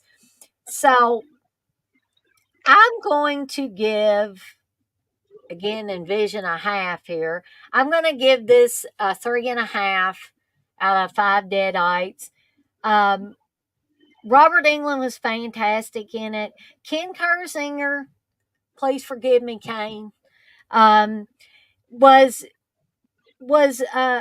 great as Jason in this. I mean, he wasn't bad. I think that he and Robert Englund played off of each other very well throughout the film. I'm still bummed that Kane did not get to play the Jason character, the character that he had pretty much taken and made his own for several years. But Ken Kersinger does a great job. I'm Yeah. not going to belittle him for decisions that were made that were both out of his control and out of Kane Hodder's control. Um, so the the Jason and the Freddy thing, like Chris said, that's what you're going to the movies to see. That's Yeah. when this movie came out. That's what people were going into the theater. That's what got the butts in the seats. Was finally we were going to get to see Freddy and Jason battle it out, like we always wanted to. Yeah, and like as horror fans, we care about the story, surrounding those characters too. But the to the casual fan, that was just going to watch Freddy versus Jason. Like I said, that's all that they cared about, really, because that was what the build up to making this movie was all about. And there's probably people out there that have watched Freddy versus Jason that are not typical like hardcore horror fans or anything, but know because what Freddy and Jason is, because they're also not just a huge part of horror, but Freddy and Jason are huge parts of pop culture. Yes. And I mean, I my son knew, like at a very young age, knew who Freddy Krueger and Jason Voorhees was, and Mm. I had never ever showed him anything. Me or Candace, either one, but they already at a young age they knew who they were. They discovered them through YouTube or whatever it was. because they are both pop culture phenomenons, and and like I was saying, like the casual fan just going to see this movie, they're only going to be caring about Freddy and Jason, and then when they're not on screen, they're going to be anticipating them to return back in a scene in the film at some point. And to a lot of people, they're going to say, "Well, that's the only reason to watch the movie. That's the only good parts about the movie was Freddy and Jason." Which I can't say that there are a lot of good stuff in Freddy versus Jason that I like. That's outside of the two characters. Mm-hmm. While I didn't really care that much about like the cast outside of Freddy and Jason, I mean, I felt like it had a good story still, and Right. I felt like it, because they couldn't just bring Freddy and Jason. It was like, all right, y'all just Mortal Kombat this shit. It's gonna be Yeah, they wouldn't have just lasted fighting for long. 2 hours. No. But I mean, because that ain't gonna work. I mean, it would be interesting to see if they did do that, but it wouldn't work in the long run. We could So they save had that to for build, a video game or something like that. yeah, which they have been. Like both Freddy and Jason have been in the different renditions of the Mortal Kombat games, Yeah. and they've also included like the Alien, Predator, and I think Terminator, and a bunch of characters in those Mortal Kombat games now. I think even RoboCop and Rambo were in them, but Oh wow, not I Rambo didn't know Ram, they were just people. John Rambo. uh, but yeah, like just that was the whole point of bringing them together because they knew that they had something with both of these characters Mhm. when they were just doing their solo series of Nightmare on Elm Street and the Friday the 13th movies, and they were the two biggest slasher names to come out of the 80s. And it was just a given for years to put these together, and just everything. They had like I said, they created outside of the films as far as like pop culture goes because they were making Freddy and Jason toys, like Yeah. the pull string doll Freddy, and I remember they had these little like water squirter like heads of I Jason, remember those. Yeah. and just all kinds of crazy stuff like that, and that wasn't typical for a lot of horror films to have like merchandise put out like that for them. But it's just they became bigger than what they ever, I guess, they thought they were going to be with those characters. So and that was just a huge thing for just people, not just people in the horror community that loved horror films, but just people in general that loved pop culture, to see those finally come together. And that's why I think that movie was so successful, and it's still popular even after 20 years now. And I think too that not since like Dracula and the Wolfman and stuff like that and the Mhm. Frankenstein monster was a character so popular that they would make all this stuff. Um, I think Freddy busted open the barn doors. That character of Freddy and Robert Englund, you got to give credit where credit is due. Robert Englund created that Freddy character. He made Freddy what Freddy became, and he kept evolving as Yeah, the series went on. And so I think that due to Robert Englund playing Freddy, I think if anybody else had played Freddy, and maybe I'm biased, if anybody else had ended up playing Freddy in the original Nightmare on Elm Street series, I don't think we would be sitting here talking about merchandise like that. I think it took Robert Englund to make that something special, something memorable, something that scared the crap out of young people, but also it intrigued them. They couldn't stay away from that merchandise because they just had to have it. yeah. They may be terrified of Freddy, but a doll that you could pull the string and it would talk in Freddy's voice, oh, I gotta have it. I gotta have it sleeping here next to me at night, but I'm terrified of Freddy Krueger in the movies.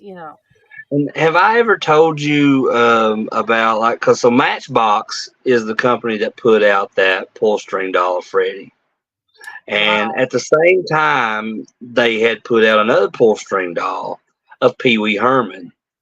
Yep. So the factory that was putting these dolls together and everything, and boxing them and distributing them out, there were a few mistakes within the factory to where Freddy Right. Krueger's voice box was being put in Pee Wee Herman dolls, and Pee Wee That is Herman's voice box was creepy in being put. and of itself. Yeah, and the Pee Wee Herman voice boxes were being put into Freddy dolls. Oh my So gosh. I I don't I have one of the Pee Wee pull string dolls. I don't have the Freddy, but I would love to find one of either one that has the wrong voice box. Yeah. That is something I have been looking for years, and just the novelty of it. I would love to have that in my collection. Yeah, that would be just awesome. I can only imagine what those suckers will be going for now. Yeah, oh yeah, well I think there has been a few that popped up here and there on eBay over the years, but I've never been able to get one because, like, just because where it's an error, anything that's released, like especially like action figures and stuff, if there's some kind of error to the box or the figure or whatever in general, um, for some reason for collectors it adds more value to that when there's an error. Yes, it most certainly does. So I guess that leads me up to asking you what your rating is for Freddy versus Jason. Oh, okay. Um, Which I'll start off by saying before I give my rating that I am kind of surprised that you just gave it a 3.5. Mhm. Because was that also your same rating for Python? I think I gave Python a 4. 4. But the Okay. wish you were dead, I gave a 3.5 to. Okay. So Wish You Were Dead is you. So you put it and Freddy vs. Jason like on the same level, I guess. Yeah. Um, that's surprising, which like I'm not because you did put Python over Freddy vs. Jason is what's surprising to me. Right. Um, well, I like that movie just as much as you like it probably, and it's like we said, it's a Python's a very fun movie, but like I don't know, I guess I was just expecting you to rate Freddy vs. Jason a little bit higher, especially because it is such an important movie for both of those franchises. You It, know, to me, it was. going into this, I expected myself to rate it higher, but once I thought about it, and I'm wondering, Chris, if our difference in rating this would be due to a little bit of an age difference. There's not a huge age Well, difference, it but could be, but then again, I mean, sometimes it works that way, sometimes it doesn't. mm, Because you got to look at the fact like neither one of us were either alive when the Universal Monster movies were being right. released, and I put some of the Universal Monsters movies over a lot of films that I also enjoy that are from the 80s and the 90s, Hmm. but and those movies were out before I was even born. Hmm. um the Universal Monsters movie, but like I said, sometimes it works that way, sometimes it don't. I guess it just kind of depends. But overall I would give Freddy versus Jason, just because I absolutely love it. I love it. A 4.5.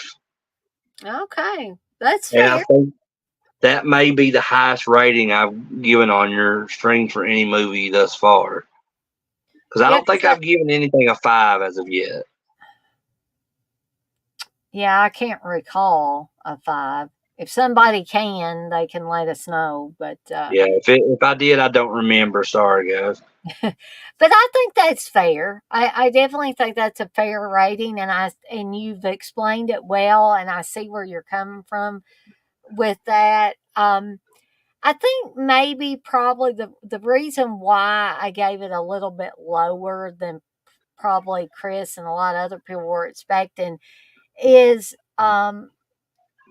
that I think that as a whole, Freddy versus Jason falls short by a small percentage from the solo efforts of, Jason Voorhees and Freddy Krueger and their respective actor counterparts, I guess, is what I would say. So, let me ask this. So with Freddy versus Jason, Hmm. do you enjoy it more or less than, like, let's say the past two previous Jason films, which would be Jason Goes to Hell and Jason X, or which way do you look at it like that? I don't, even though Jason X has Kane Hodder in it, I don't like that movie at all. That is probably my least favorite in the franchise. I would put Freddy versus Jason above Jason X. Jason X. What about Jason Goes to Hell? Jason Goes to Hell, I have a strange affinity for Jason Goes to Hell. I find that movie entertaining. Yeah. But I do. I love it. And I also love Jason X too. But like, I know it's got. There's a lot of people that don't like it, and that's fine. I'm not that doesn't bother me or anything. I mean, because like we all just have different tastes. I right. mean, you really like Blood Harvest. I really don't. It catches how things work. And I like the Mick Garris Shining miniseries a lot Yeah, better exactly. That's the whole point of apples and oranges, people. than, yep. That's why Dana started that show. Um, but yeah, so my next question would be: so aside from the Friday the 13th franchise, what about? And let's pretend that New Nightmare doesn't exist. So let's leave that out. So let's compare Freddy versus Jason to Nightmare 5 and Freddy's Dead. So which would you put in? Like, how would you rank those? I guess. Okay. I will say that I hyped up Freddy's Dead before I went to the movies, and I blame myself for that. Nobody else caused me to hype it up. I was just so dang excited because I was finally going to get to go to the movies and see something in 3D. And I mistakenly thought that all of Freddy's Dead was going to be in 3D. Nope, dang Yeah, it. too. The ending was in 3D. The final battle was in 3D. And it wasn't even that good at 3D, not even at the movies. So I would say that Freddy's Dead, in a lot of respects, disappointed me. And Robert Englund didn't disappoint me. Robert Englund knocks it out of the ballpark no matter. This could be the shittiest Nightmare on Elm Street film ever made, and Robert Englund would still raise it up a few bars by just being in it. As evident by that horrible remake where Jackie Earl Haley plays Freddy. Okay? I think most of us, if not all of us, could agree that that was a big, huge mistake. Um, Okay, so you would put Freddy versus Jason above Freddy's Dead, right? yeah, I would probably have to do that. What about Part 5? Part five. I'm not a big hater of part five. I don't understand the hate for part five. So I would probably have to put it a little bit above Freddy versus Jason. Just a little bit, just a smidge. You know. Personally, for me, Mm. outside of the Nightmare on Elm Street remake, Part 5 is the worst Nightmare film for A me. lot of people Uh, dislike part five. I think what bothers me the most about Part 5 is Freddy's makeup. Because it felt like it was lacking something. Like, I don't know, it just felt like because it looks so good in all the previous films before Part Do you 5. think they got sloppy with the makeup? It just looked like that. I don't know, like what happened. Maybe like they were just trying to rush his makeup or something. Maybe Robert wasn't wanting to sit in the makeup chair for as long as he usually would have to for the films. I really don't know why. But it to me it drastically changed, and it looked like it was like a cheap TV movie like production as far as the makeup goes. Mhm. And then like the fact that the little kid Jacob at the end is like has like the Freddy face with the makeup and everything too, and all I could see because that kid played one of Michelle's friends on Full House named Ducky, and that's all when I could see because when Nightmare 5 came out, Full House was on at the same time Yeah. too, and so that kid was working on that show when he was filming the movie. Yeah. So and like, I know when I seen Nightmare 5 when it came out and on video. We saw it, I'm like, oh, that's that stupid kid from Full House. And You weren't the only one that was sitting there saying that either. Um, but yeah, I respect the people's right to not like part five. Um, I personally can find some kind of enjoyment out of it. It might be a little bit of a goofy enjoyment because you're right. That kid was an annoying little kid on Full House. You kind of wanted to yeah. slap him upside his head or something. And they called him Ducky because he always had his lips like pooched out like a duck. He was always like that all the time. And yeah, he was super annoying on there. And don't you? But it always when I start talking about this stuff, it always like brings up more things. I think it's kind of related. That wasn't the only kid from Full House that was in a movie with Freddy Krueger because Miko Hughes was Yeah, also on Full House it and was. he was in New Nightmare. Yeah. So yeah, I What don't is know. It's this like with them pulling characters from Full House? for, yeah, the next one they're going to like have John Stamos playing Yeah, Freddy or Uncle something, Uncle Jesse would be on and just Freddy be like, "Have mercy." oh, that would be so weird, but it'd be funny too. Be And hilarious. then they'd have, uh, Bob Saget on there, play Well, the Bob dance. Saget's dead, Dana. Well, he can't now, but he could then. He could then, yeah, poor Bob Saget. He's no longer with us. But back when he was alive, if they had him play a version of Freddy Krueger, Yeah, well, yeah. they I was could talking about play if they made a new Nightmare on Elm Street, they would get like John Stamos play Freddy. They get like Candace Cameron Bure to play Nancy, and that'd be something else. I'd watch it though. I would too, just to watch him say "Have mercy" with the Freddy glove. I mean, let's be honest. Like, it don't matter like who is going to be if they do another like Nightmare on Elm Street reboot.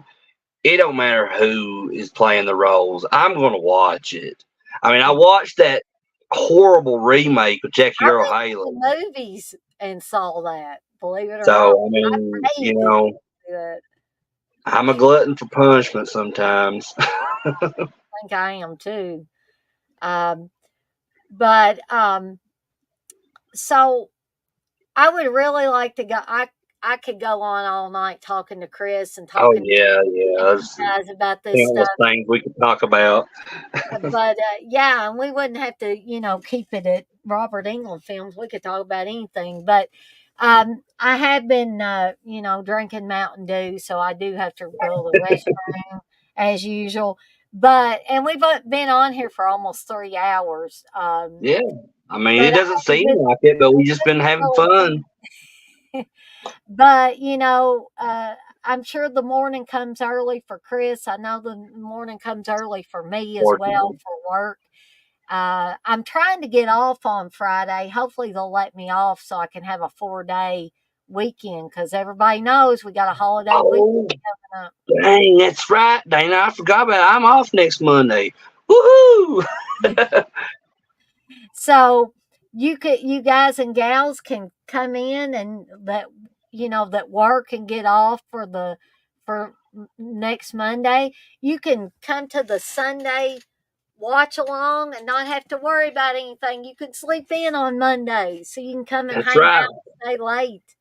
Um, Unless you got somewhere important to be, which I don't. So I'll probably be sleeping until about 1 o'clock that day. I don't. I have no life. That's why I do these things all the time. Um, Ah, now, no. but I will be showing, or we will be watching Ghostbusters on Sunday. Oh, So really? that will be the watch along for Oh, Sunday. Will be Ghostbusters. awesome. And And before we go, like one of my best friends, like, and sometimes I question why I'm his friend, but but he, when I first met him, which was probably about 5 or 6 years ago, something like that, mhm. um, he had never seen Ghostbusters, Oh my god. and I would always talk about it, and he's like, I've never seen it, and then he finally watched it, I think like a year ago, Mhm. and he's like, I said, so what do you think? He's like, yeah, it's all right, I Oh my guess. gosh, that would be unbelievable. But I'm like, you know, he is kind of relatively younger than me, though. I was born in '86. I think he was born in like '94. So he just turned. I think he's turning 30 this year, Oh my which gosh, he I was don't. born the year I graduated high school. But I don't. I don't like using that as an excuse for people though, because my son is 11 years old and he's been a Mhm. diehard Ghostbusters fan since he was like 5 or 6 years old. Um, so yeah, there's no excuse for people out there that haven't seen Ghostbusters. If you haven't seen it, where the hell have you been? That's right. So, while we're talking about watch-alongs, my Saturday night watch-along will be for Nightmare or Nightmares in the Damaged Brain. So, this is a very gory, very violent film. So be prepared if you do join in I for that. think I have that one. I don't think I've ever seen that one though. So if you want to come on, Chris, I'd love to have you on, but just I everybody may. I would definitely like to join you for Ghostbusters for sure, but I'll let you know on the other one for on the sure. other one. You might want to watch that Nightmares in the Damaged Brain or Nightmare before you make your final decision on that, because you may think, "Oh my God, Yeah, what?" I'll try. I'll try to watch it sometime this week, I guess, and see what it's like. And the movie Munchies, I'm going to be making some spaghetti on Sunday. This is not just any spaghetti, though. This is deep red spaghetti. It's a recipe I pulled from the Death for Dinner cookbook that Candace and Chris sent to me.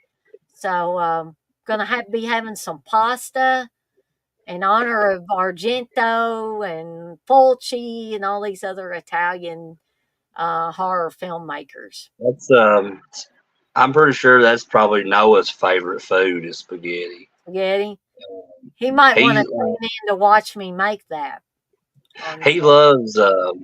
loves the baked spaghetti from Fazoli's here in Oh Nazareth, yeah. and that's like we're probably one of the Fazoli's here. We're probably one of their best customers because like it's a restaurant here in our town that does not get a lot of business. Hmm. You just kind of have to know how our town is run and everything. We don't have very good officials here. I when I was going downtown Louisville to when I was working for the library system, I went into some of those restaurants on 4th Street so many times that they knew my name. They called me Miss Dana when I came in. Here comes Miss Dana. Zoop. It was a soup restaurant, and what was the other place? Gosh, I'm totally forgetting the. I'll probably think of it later. But Zoop was definitely, and they closed my Zoop restaurant. I loved that place. They had the best soup and sandwiches in that place. There was this Chinese restaurant, which it's still there. It's in Prestonsburg, and me and Cance would go and eat there all the time. And there was times that we would eat with CK and Uncle Bill Mhm. there. So it's called Peking. I ate And there once. I ate there once when I yeah, I think I remember you telling you when you and Steve came in, you ate was. there, right? Yep. Um, but years ago when we would go over there and eat, when it was just me and Candace, Candace used to dye her hair pink years ago, and there was a waitress at Peking that would always come up. Either she was our waitress for the night or not. As long as she was just working, she would always come and talk to us. And she would like take strands of Candace's hair and like play with it and tell her how much she loved. And that waitress's name was Yo Yo.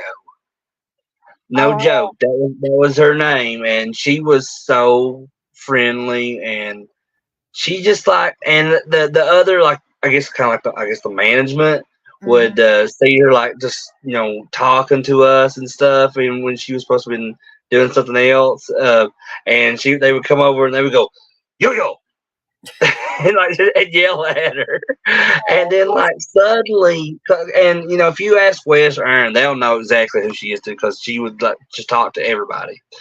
But like just all of a sudden, like not long after, like she was talking to us and stuff continuously, like when we would come in there, she was gone. Like we never saw her again. So like me and Candace wanted this day. Like, I wonder whatever happened to Yo Yo. Like, cause Mhm. she was so cool. Um, but yeah, that's just no. That's probably not interesting to some people, but I just wanted to mention that. I think it's interesting. But that's probably a good note to tie this stream up with a nice, neat little bow. But I do want to thank Chris for being on here with me to discuss Absolutely. these movies. We got to discuss a couple of them, and Chris is now intrigued enough to watch Yeah. Wish You Were Dead. We And talked about Python for like an hour. That was awesome. but that was such a fun movie. I had to talk about it I for mean, a there's so while. much to it. Yeah. The Thank you. characters are, I will say this, the characters in Python are a bit more interesting than the regular characters in Freddy versus Jason. So That's if right. I am comparing those two on one thing, that would be it. And Blissful says, great live, Dana and Chris. We appreciate that, Blissful. And Absolutely. so I want to thank everybody in the chat for coming out. And, it's been an active chat most of the time. It kind of tapered off there at the end, which I totally understand. It is a little bit after 11 Eastern time. Um, So, me and Chris, I guess we're going to skedaddle on out of here for the night. I hope, I'm guessing Candace is down at her mom's, Chris. I think so. Like I'm back here in my office right now, so if she's left, I have no idea. So, hopefully, she says that when she goes down to her mom's, a lot of times her and her mom will sit down and watch the stream.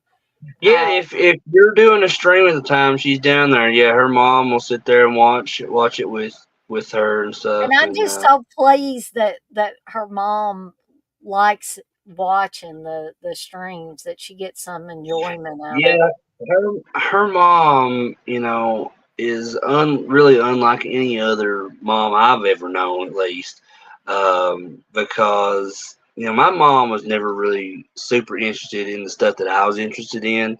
Hmm. But Candace's mom, Dolores, she likes a lot of the same stuff we like movies and music and TV shows and all kinds. So it's really easy to talk to her about stuff like that.